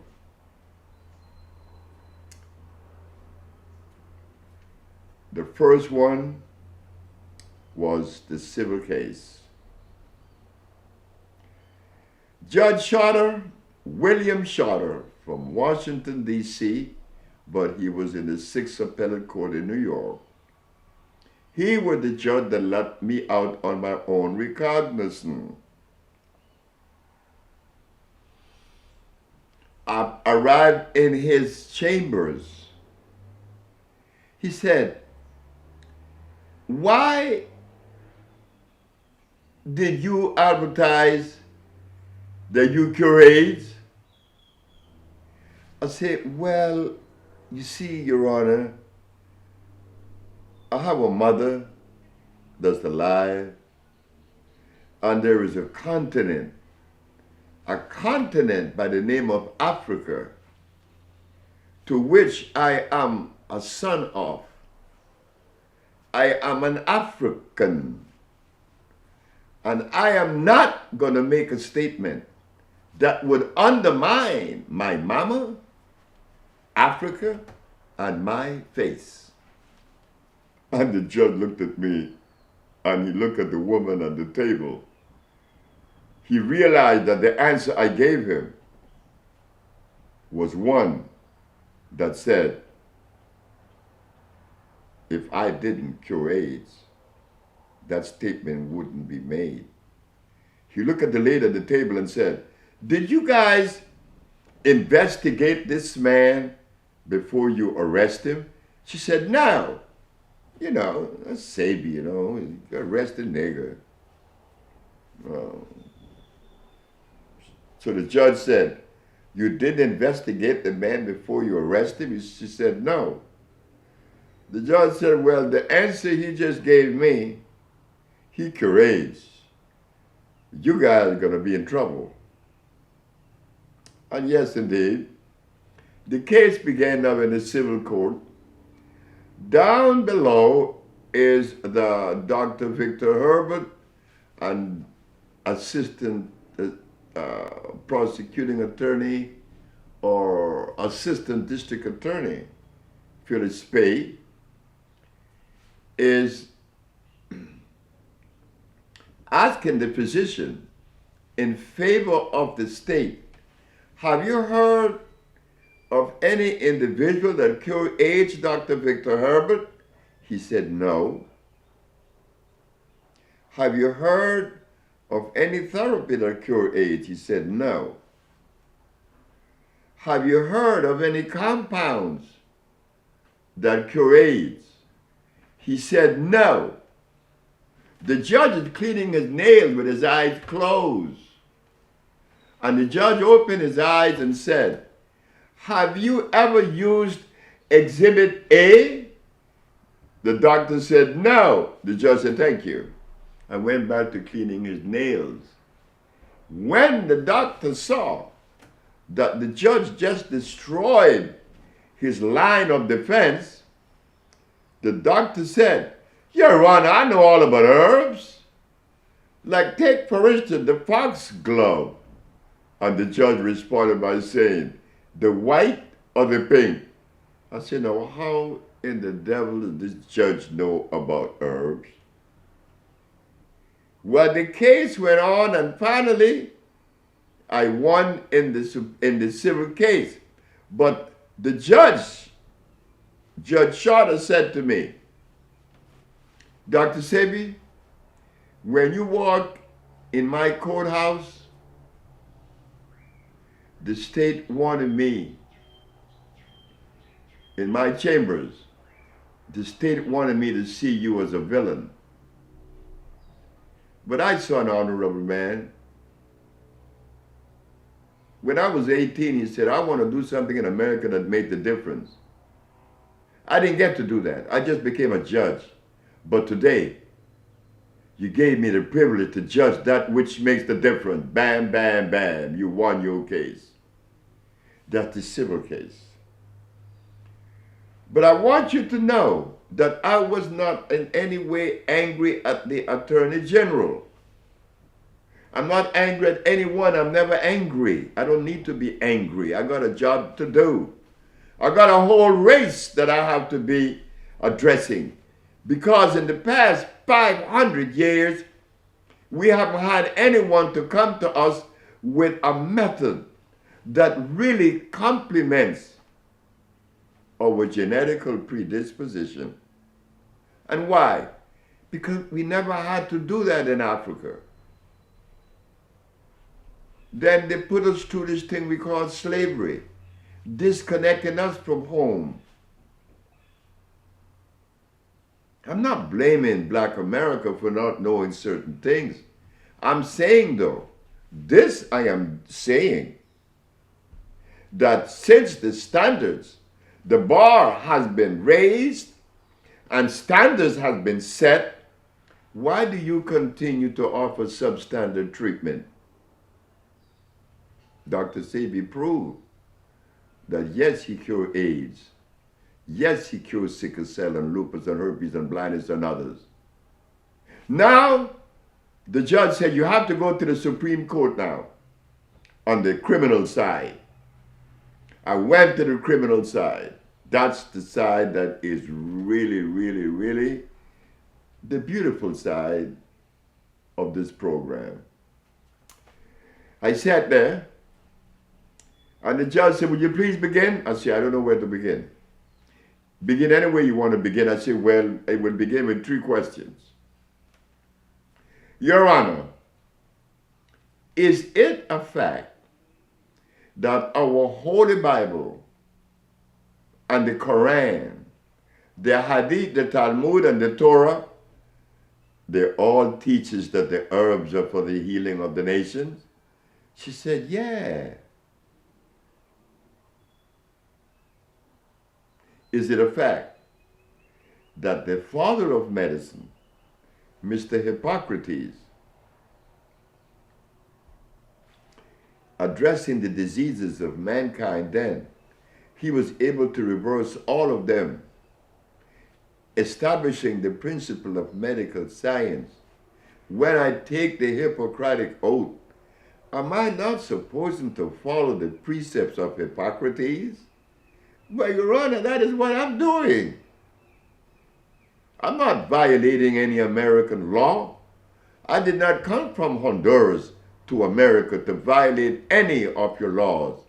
I respect the law then, now, and forever."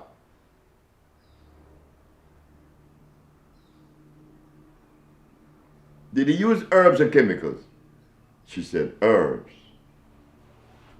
Last question.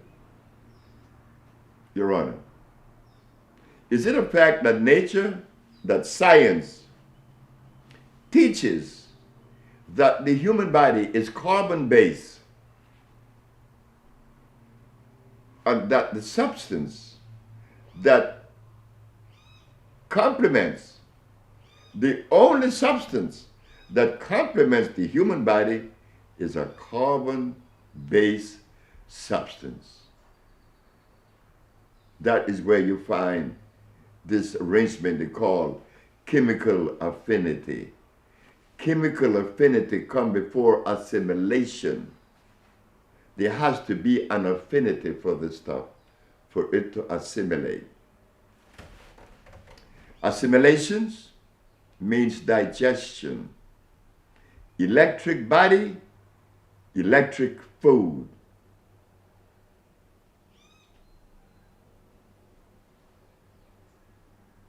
Carbon-based body, carbon-based food.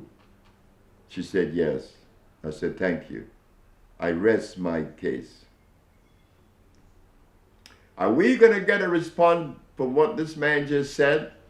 And who is she asking that to? The team of doctors that were there representing the state, and Dr. Victor Herbert was at the head. What kind of response are they going to give? You see, we black people, we live in a world of fear,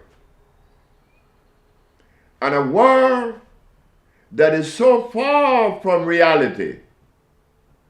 It begins with candomblé, obatula. We talk about the orishas. We talk about obia. But nowhere in this arrangement of spirituality could we extrapolate a component that we could use to address the state of the race of today. Nowhere, and not one ingredient, but I believe in it. I believe in spirituality when I believe in nothing. I don't even believe in me. I don't have to believe in me. I live me. This stuff about belief, this is why the Attorney General got in the predicament with me that he got into. He should have never arrested me. But then again, I can't talk like that. That's hindsight.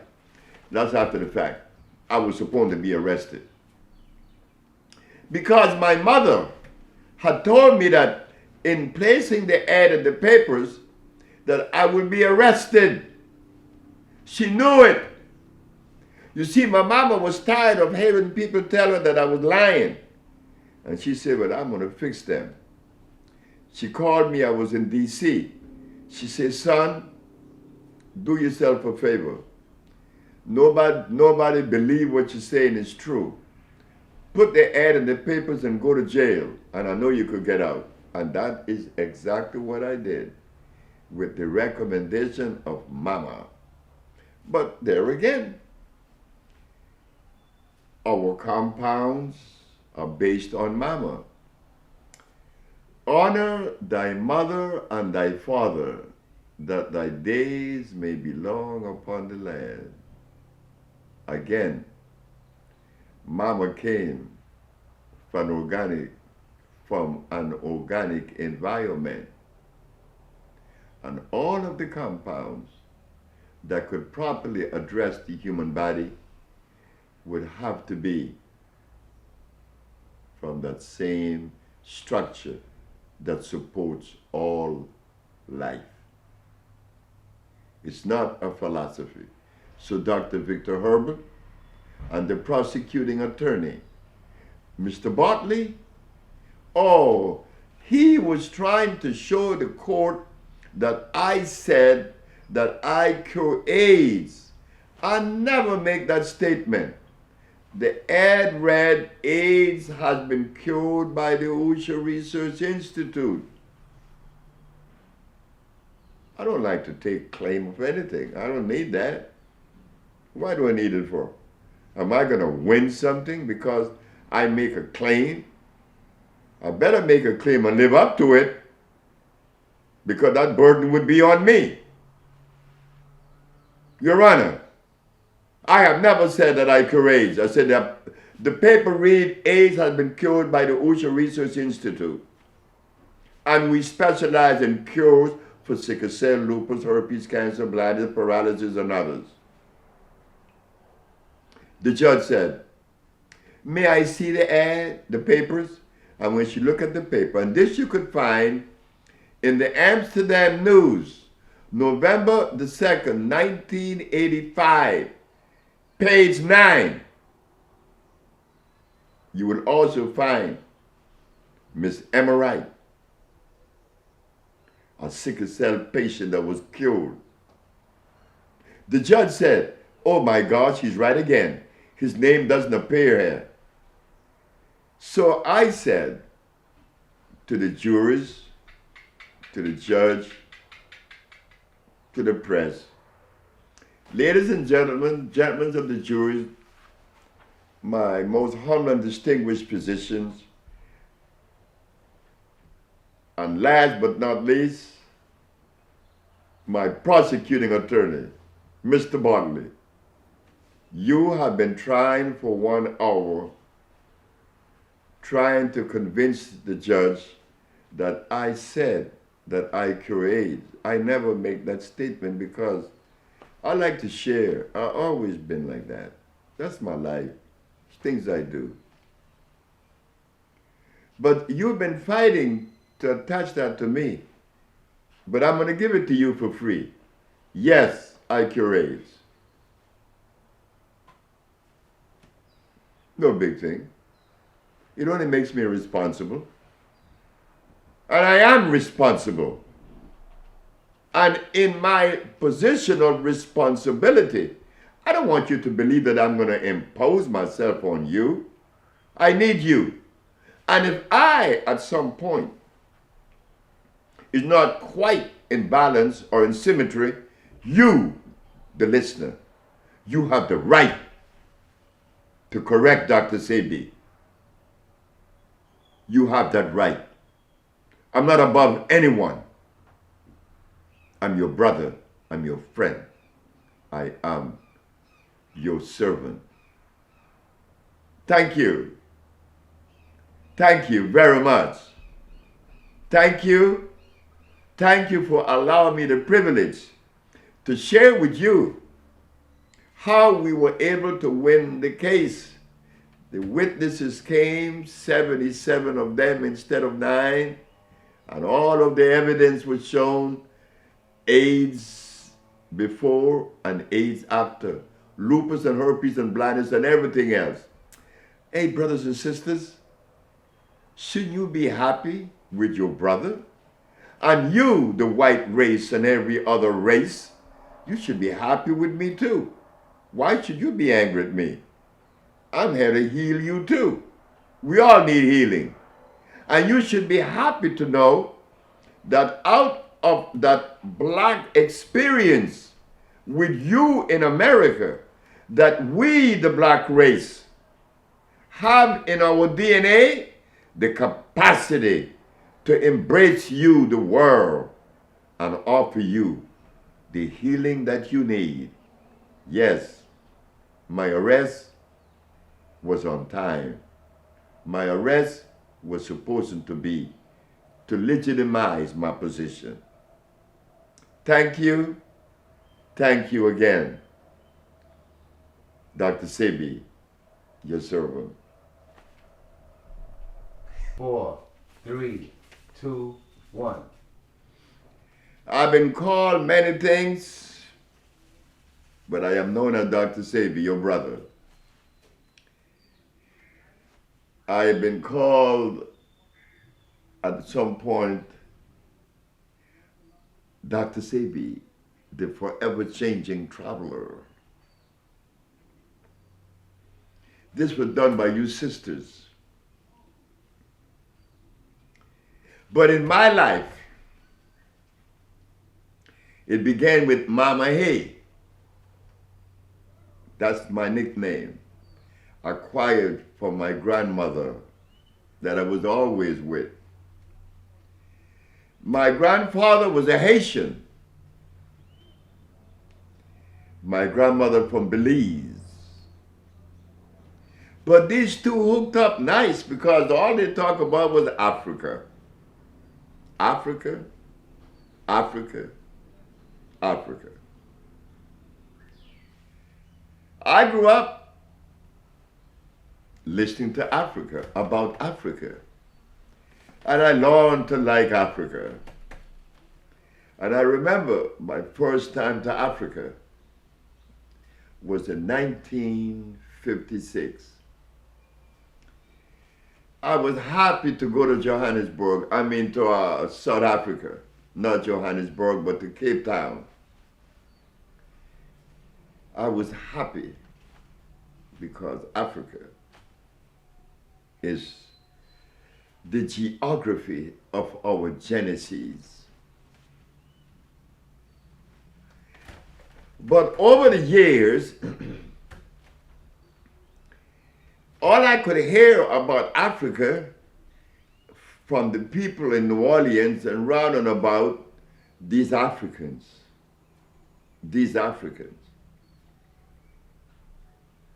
Now that 52 or 60 years have gone by, I no longer hear this African. I hear this African descendant. I don't know who is an African descendant. I am an African or not? What is it? I am an African. My DNA is not an African descendant. It's African. But because philosophy seemed to have risen to a height that eclipsed all that which is natural, Africa representing the natural doesn't look too encouraging, but it doesn't look palatable, doesn't taste right. Because when I see it, these brothers are jumping around without no clothes on. Yep, they're running around without any clothes. But if you carelessly misinterpret that, you will find yourself at a deficit. You see the body breathe through the skin, not only the nostrils. When you take your clothes off, you immediately relax. It doesn't cost any money.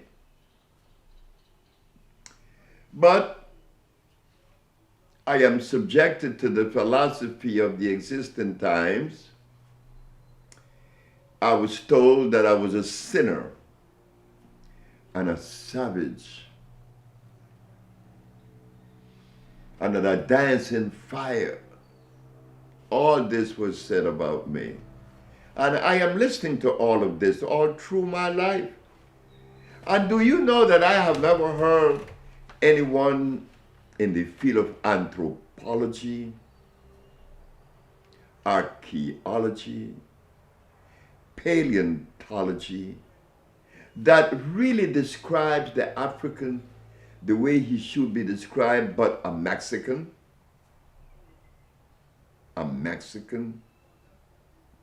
is going to talk about Africa the way that I have never heard. So I grew up with this Africanness in me, not able to put it in any perspective because everybody is anti-Africa. It was about Herodotus and Pliny. It was about philosophy. And Africa didn't have a philosophy. What you mean? They cannot compete. Compete in what? And why they needed a philosophy. So I grew up hoping that one day I would be able to see beyond the negative. And boy, did that day come. That day came. It came in the form of a dream. And I began to pay attention.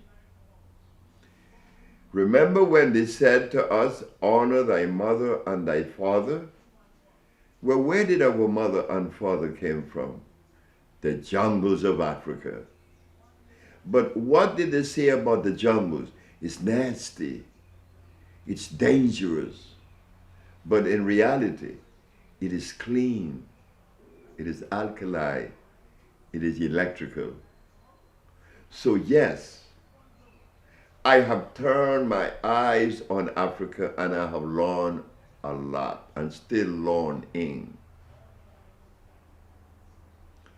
Today, Dr. Sebi was invited with some of the presidents and secretary to the president of Guinea to come and heal him and others. Why should I go to Africa to heal someone that represents the genesis of our beginning? Oh, it's easy to understand that. It isn't that the African is handicapped or that he doesn't have the science or the way to get to from A to B. He never had to do it. You see, Africa was never sick. Africa became sick in the last 500 years. Prior to 500 years, Africa didn't have any vaccine. Africa didn't have any Ebola.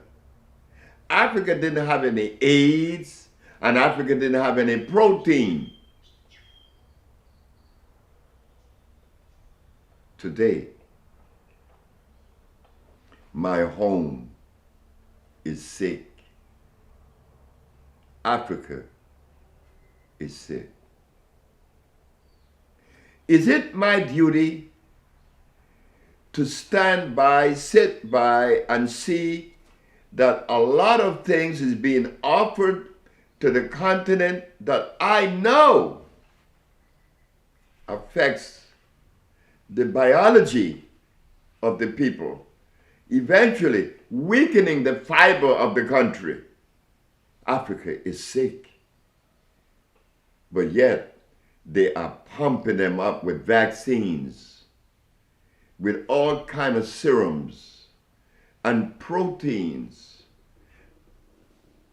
They are selling Africa shiploads of chicken, shiploads of pork meat, and cancer is being found in Congo at age 8, something never before heard of. I, Sebi, I am not the most important person in the arrangement of the black world. I am the least of the important person in the black world. All I am is a servant, you know. So what does he want? How should we even position this individual that claimed that he could do all of this?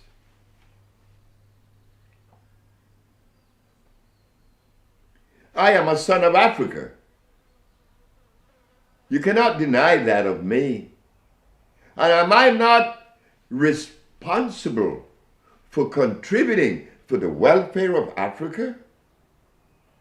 Not only of the black man in Africa, of the Caribbean and American, all over the world, and every race that exists. So, but self-preservation is the first law. So naturally, it is incumbent upon us to touch Mama, to heal Mama. Right now, she's sick. So, I went to South Africa under the leadership of the most humble and distinguished Sir, Mr. Nelson Mandela. Well, they looked at me like I was lesser than. After showing them documents, diagnostic sheets, HIV positive, HIV negative. I showed that to the Board of Health of South Africa. And AIDS is running rampant in South Africa. And you mean to tell me that the government of Mr. Nelson Mandela, that is so revered and all over the world as being a great liberator of peace, find it necessary to reject what Dr. Sebi had to say? Well, you can investigate it yourself. They kicked me out. Get out! Thanks. Me, I do stupid things. Oh yeah, many, many, many times. I do stupid things. I picked up my $35,000 and went to Zimbabwe under the leadership of Mr. Robert Mugabe. Hey fellas, look what I could do. And while I was there, there were children that were never supposed to walk was walking and playing ball. Women that had diabetes no longer had diabetes. Get out! Wow.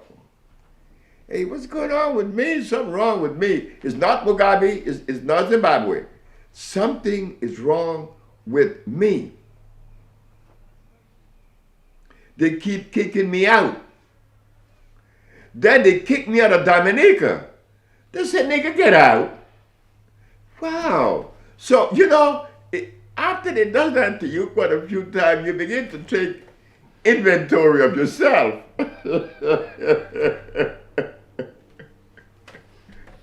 Oh my God, what's wrong with Sebi?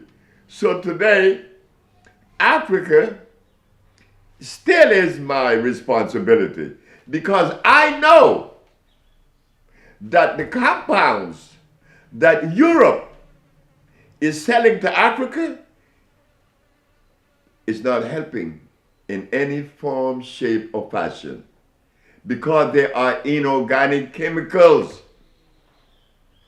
And if there is a biochemist or a nutritionist that could prove to us that all these vaccines has a place in the African biology, please come forth and show us. Because 500 years prior into millions of years, we were not vaccinated then. Why now? Why now? Yes, I take the responsibility for reconstructing the genetical predisposition of Africa, or the genetical condition, not the predisposition, but the condition. Why? It has been what? Interfered with. Why not? I am the son of Africa. I have tried many times and they kicked me out. But President Kikwete, yes, I love you, my brother. You showed love for Dr. Sebi from Tanzania. And I will be coming to Tanzania soon, my president, because I would like to do something in East Africa. Africa is where you find some of the best herbs in the world. We could set up laboratories in Africa, processing plant, and supply ourselves with that, and we would be healthier people. Because in the short time that I was in Zimbabwe and in where else I were, in Guinea, oh yes, I forgot, Guinea. Oh my God, last but not least, I can't forget you, Guinea. You treated me under the leadership of Lansana Conté like I love to be treated as a brother. But it was Lansana Sako that took us there because he was sick. And you treated me royally. And I always remember you, Guinea. I remember going to Fulamori. And I promised that I would return to Fulamori and develop a healing center, because the thermal waters in Fulamori has minerals that has never been recorded. And I was so healthy when I was there. So yes, Guinea, Conakry, I want to be part of you also, because I am already your brother. So yes, Guinea and Tanzania, West Africa and East Africa showed love for Dr. Sebi. And it is my greatest desire, it will be the joy of my life to be given the privilege to exercise the African biomineral balance on the continent of Africa. Why? Because here we have shown, by using the African biomineral balance, to reverse AIDS and all the other diseases. Why? It is organic. It is electrical. It resonates with us. It is ours. It is from our culture. Africa, yes, I'm indebted to you. Yes, you are my mother, and I love you. Thank you very much. 3, 2, 1. Bienvenidos. Bienvenidos a Bolingo. Bolingo. ¿Qué es Bolingo? Bolingo es el paraguas bajo la vida africana. Vivimos abajo del paraguas de Bolingo. Somos africanos, no somos negros, pues. Claro que sí. Es como el chino de la China, el japonés del Japón, el europeo de Europa. Yo como negro no soy maya, no soy tolteca, soy africano. Siendo que soy africano, tengo que obedecer la ley que Dios arregló para la vida africana. Es que Dios arregla todo. Como el jaguar no vive como el tigre, y el tigre no vive como el león. El gorila no vive como el orangutango. El hombre blanco no vive como el negro y el negro no vive como el chino. No quiere decir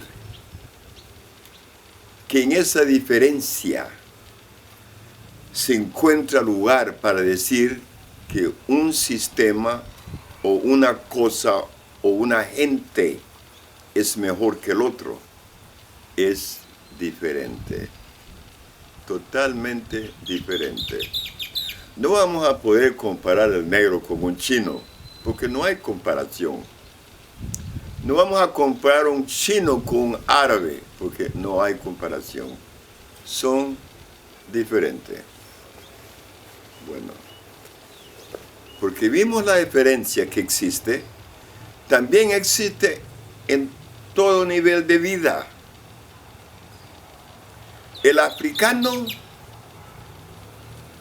nunca tuvo filósofos.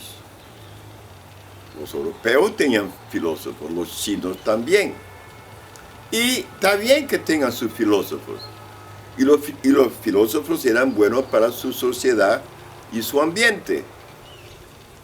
Pero el africano no tenía filosofía, ni tenía religión. Vivíamos por la ley de la naturaleza, que es la ley de Dios, el arreglo de Dios. Por eso es que nosotros los negros no pusimos filósofos, no era necesario. Es que el ejemplo, el modelo que se tiene que usar, tiene que ser algo de Dios o natural, para que podamos seguir nuestra vida. Hay unas razas, hay una gente y naciones que creen que pueden violar esa ley. Nosotros los negros no pensamos así. Y de ese paquete o de ese arreglo cósmico que seguimos nosotros, que somos parte, de ahí salió la medicina que estamos trayendo a ustedes, de ese ambiente, el ambiente natural, que es el ambiente de Dios.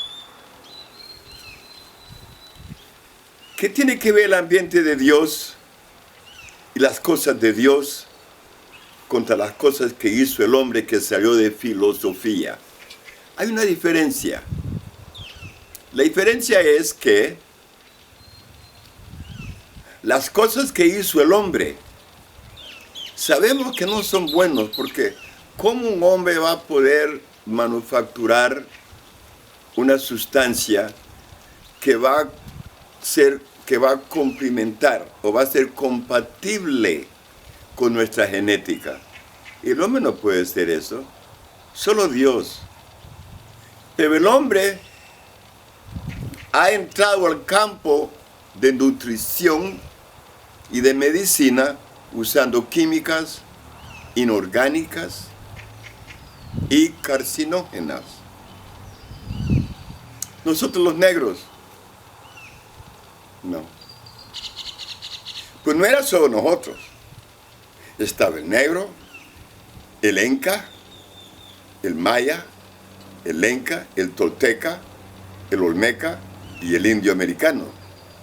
Todos vivíamos por esa misma regla, la regla y el arreglo natural. Y es el arreglo que ayuda y que protege al individuo. ¿Por qué?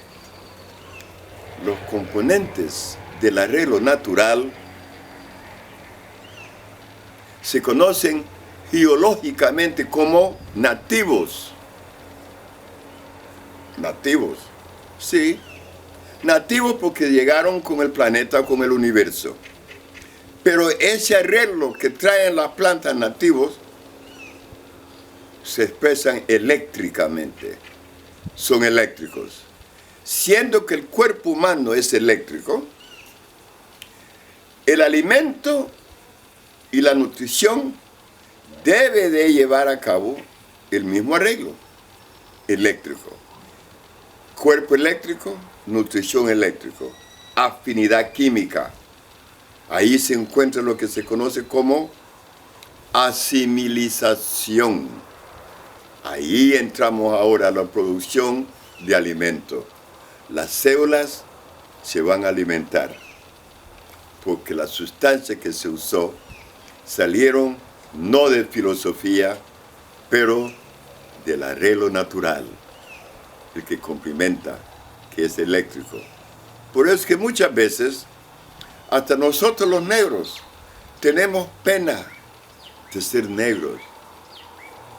No nos gusta que nos digan negros, nos ofendemos, pero en realidad debiéramos de ser orgullosos de ser negros. ¿Por qué?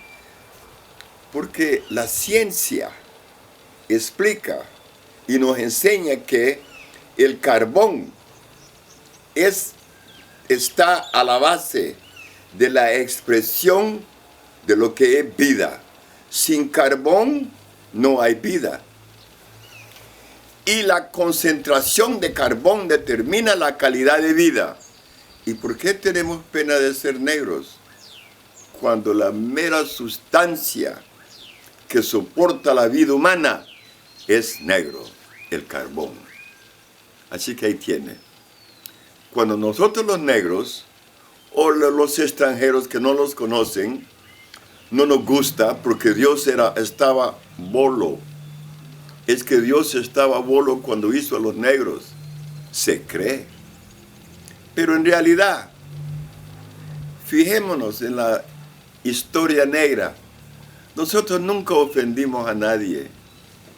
Nunca esclavizamos a nadie. Vivimos humildemente como somos ayer, somos hoy y siempre vamos a ser esa energía. Lo que estoy diciendo hoy es esto, que porque no tenemos nuestra historia enfocado en la forma que vemos, nos confunde. Y por esa razón hemos negado al mundo lo que Dios nos ha dado para entregar como sirvientes del mundo. Sí, nosotros los negros somos sirvientes. Y no hay posición más honorable como la posición del sirviente. Porque el sirviente tiene que tener la habilidad para querer a sí mismo y a todo mundo. Y así en ese ambiente encontramos lo que es tranquilidad, encontramos lo que es paz interno. Y señoras y señores, desde ahora en adelante, cuando venimos en contacto con un negro, siempre recuerde esto, que somos hijos de Dios y que Dios no estaba bolo cuando nos hizo. Muchísimas gracias y muchísimas gracias por escucharme. Y queremos en el otro capítulo que le vamos a traer regalos y ofrendas del mundo negro. Es un mundo bello. Gracias. 4, 3, 2, 1. Recording. Salutation. Welcome to the world of the African. Welcome to the world that is electric. The African. Well, many of us uses the word, but we know that we aren't Africans. You see, that word African is not even from the continent. It came out of Europe. So we couldn't be that. They call us that. That's okay. That's what we're about. They always call us names, and it's cool. So, for the purpose of this lecture, and to make it easy, for it to be flowing, we're going to use the word African because that is what we know. That's what everybody thinks they know. So we're going to use it. for that purpose. Not that we are in agreement with it. But even that word, the African, when I was taken away from Honduras in 1954 to New Orleans, Louisiana, I remember when I used to hear the brothers and sisters in Louisiana talking about the Africans. And the thing that was being said were not as pleasant as it could have been or should have been. But that was okay. Because I grew up in a house that really entertained Africa. Because my grandfather was from Haiti. And he knew that Africa was at the base of our existence. It is the genesis of our existence. So the little boy here, Sebi, listened to this all his life, growing up. But one day, naturally, I'm going to want to do something for Africa, with Africa. But along the way, I heard that the African wasn't this and wasn't that. And that the African was a savage. And even there are religious people that said that we were savages, that are black people, that makes that statement that we were savages. But they could never really prove or substantiate why this claim was being made. I'm a savage. Okay. What made me a savage? You didn't wear any clothes. Well, that makes you a savage. It only said that I didn't need clothes. Because in reality, the body needs no clothes. It is hindered. It prevents the body from breathing when clothes is upon the cells. The cells need freedom. They need the air to engulf them. But now I am civilized. I am not the African of yesterday. I'm the African that was made. So Africans, you all cannot go around showing your penis and your vagina anymore. You're gonna wear clothes because you're savage. But as we take a look back into the history of black people or Africans, and we just travel back into the chronology of it, way back then, 500 years ago, that man that they said was a savage, check this out, man. He didn't have alcohol. He didn't have any crack. He did not have any kind of drugs, no drug stores. He didn't have any medicine. He didn't have any money and didn't have any disease. This was the savage. The savage lived without no clothes under those trees. Well, if the savage could do all of this in his naked state, why can't we try it and see how good it is? Because the byproduct of being in symmetry is peace. And you cannot tell me that clothes is part of the cosmic arrangement, because it isn't. Clothes is a violation. It makes people angry because you deprive the body of oxygen. But that's okay. I'm not asking you, my brothers and sisters, to take your clothes off, because our bodies doesn't look like the body that they brought from Africa. We need help, including me. We all need help. But the point I'm trying to make today about the African is that all of the components that represent sin, none of it was part of the environment of the African. So why is it that today European missionaries take the privilege to tell me and my parents that we are sinners? Ladies and gentlemen, I think that puts us in a position of compromise now.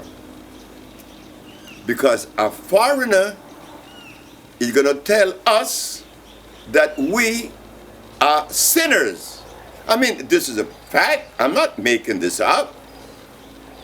And the same foreigner that told us that we were sinners tell us that we have to use our hard-earned monies to buy our way out of sin with some money.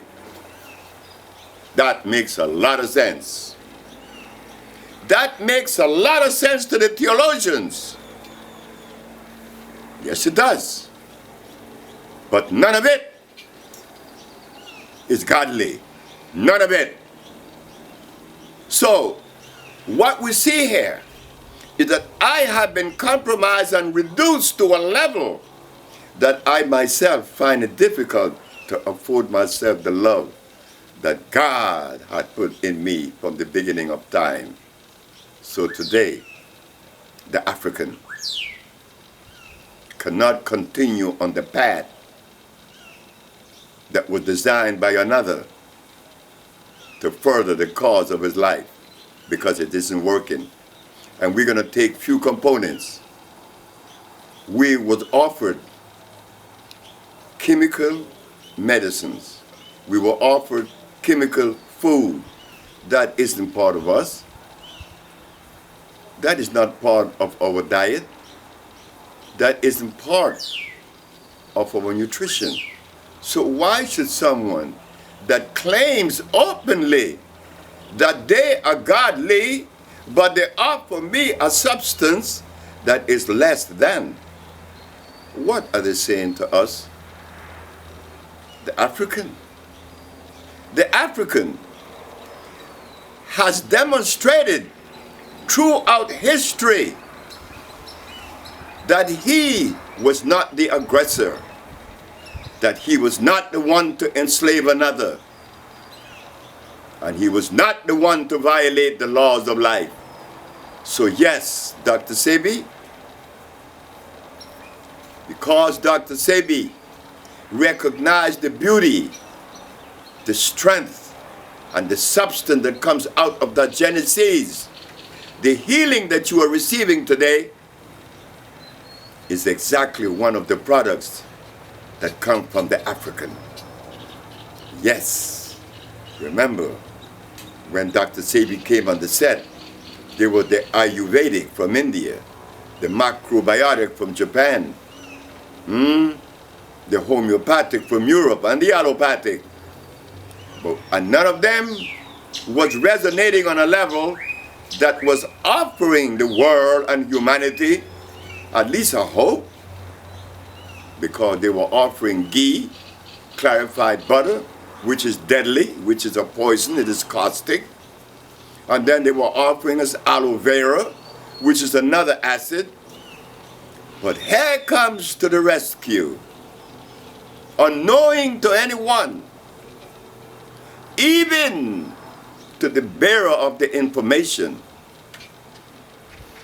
1988. It came seeping through. The genie just got out of the bottle. The African bio-mineral balance. The African bio-mineral balance is the result of the thinking of the African people. No one else has ever been able to accomplish the reversibility of the diseases that does the African biomineral balance. So, we want the world to justify its position in the past, present, and present. Why is it that there has been such a prejudicial position that is launched against the African? What did we do to deserve that? And we, brothers and sisters, as Mr. Hamid Blewett showed your brother Sebi, that one of the things that we black people is maintaining in our head as part of the conditioning that prevents us from accepting self to be able to soar, they call it shame. Hamid said, we are ashamed. But that's okay, we are ashamed. But who made us that? But brothers and sisters, remember, I am the son of Africa. And my mother lived in an alkali world. And none of the components of life existed in her environment that would have forced her to go into the position of anger. No, my mama was sinless. Oh yes, she was sinless. And I am her son. When did I become sinful?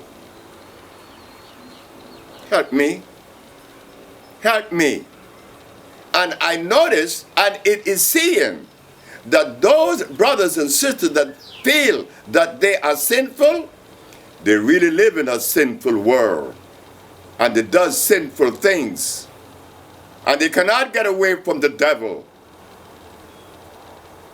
Why? Because they are sinful. With me, oh, I love Satan. I love that lowdown. Hey, I gotta love him. You see what happened? I'm not sinful. I don't have to worry about Satan. Only sinful people worries about Satan. You see, if God is my Savior, why am I supposed to be afraid of Satan? And furthermore, just live truth. Just live love. Remember, Bolingo is the canopy. So who made the devil? I think God did. And do you believe that God was drunk? God didn't know what he was doing when he made Satan? God knew very well that Satan was necessary. And I know that. I don't believe that. I know that. And because I know that, well, I side with God. And I just neutralize Lucifer's wickedness. And guess what, fellas? Lucifer doesn't like that. But Lucifer asked me, where did I come from? What rock did I crawl from under to see him in that light? Yes, I have to see you in that light because the Christian people teach me that everything God made is good. Thank you very much. Thank you, thank you. Wow.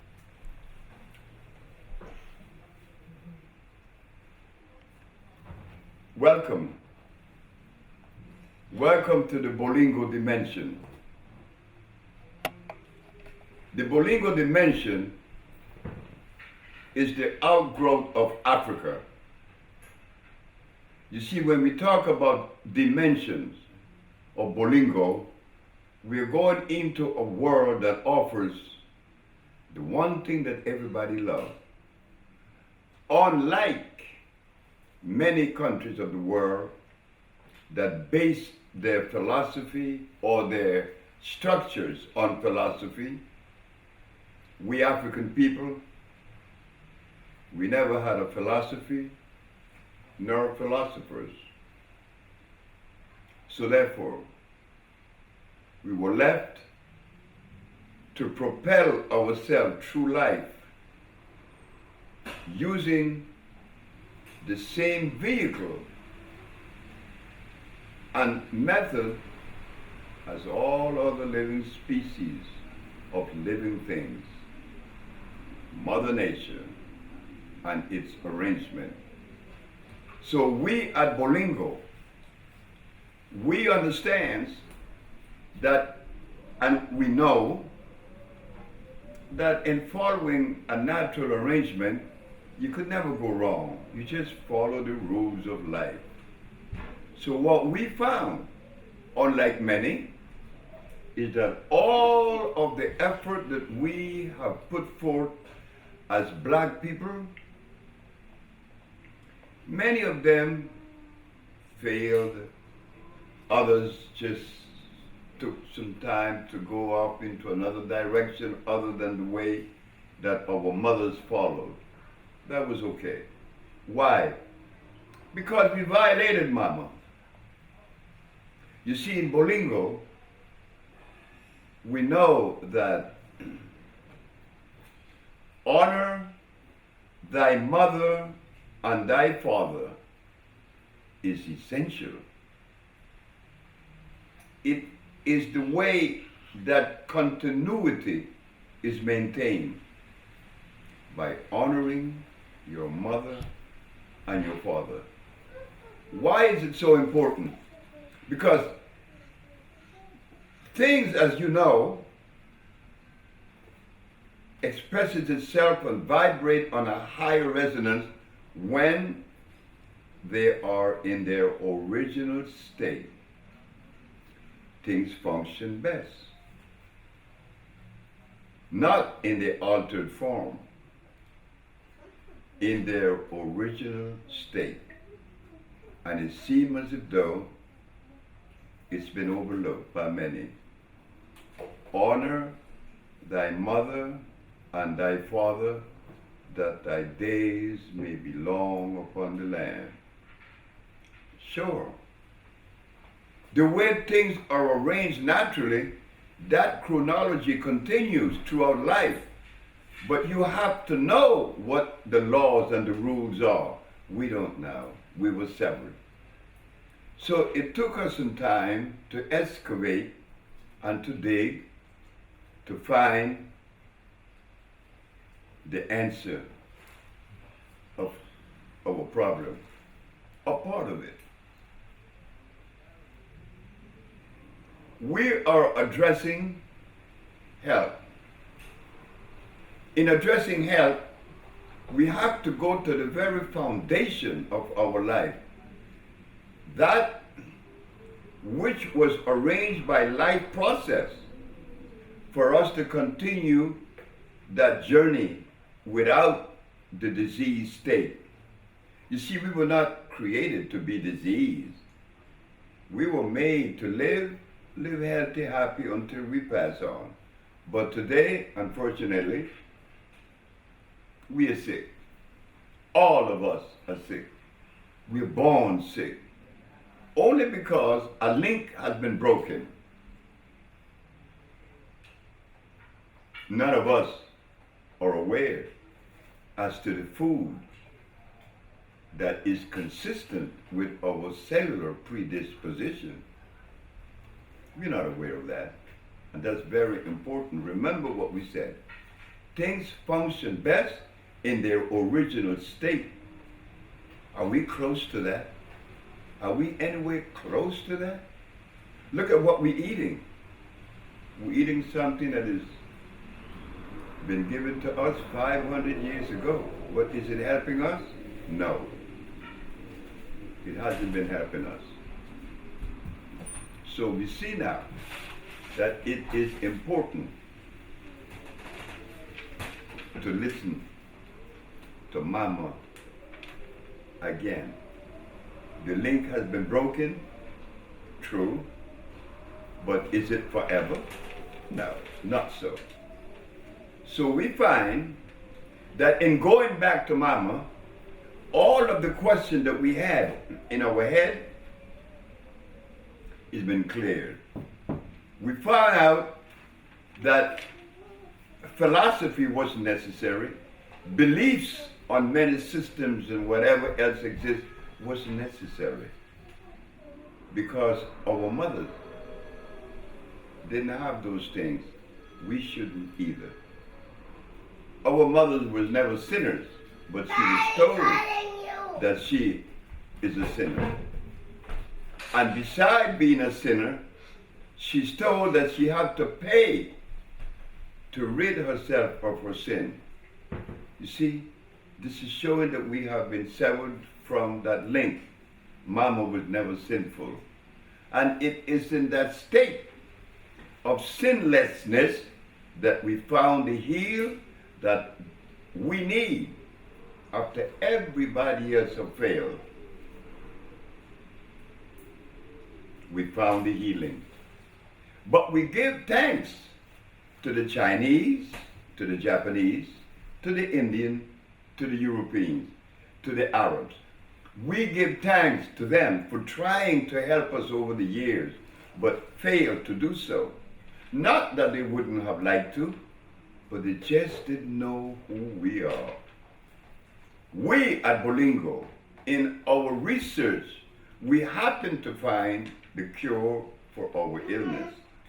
And now, with that understanding, we also understand that the leadership of Bolingo has to be in the hands of a woman, the female. That is first and primary. Understanding that the female should be always at the center of our development. That is exhibited in the forest with the plants, with the animals, with the flowers, and every living species of things. So in Bolingo, you will find that the leadership is that black woman, the way it started. The one that always occupied the position of the leader. She's back.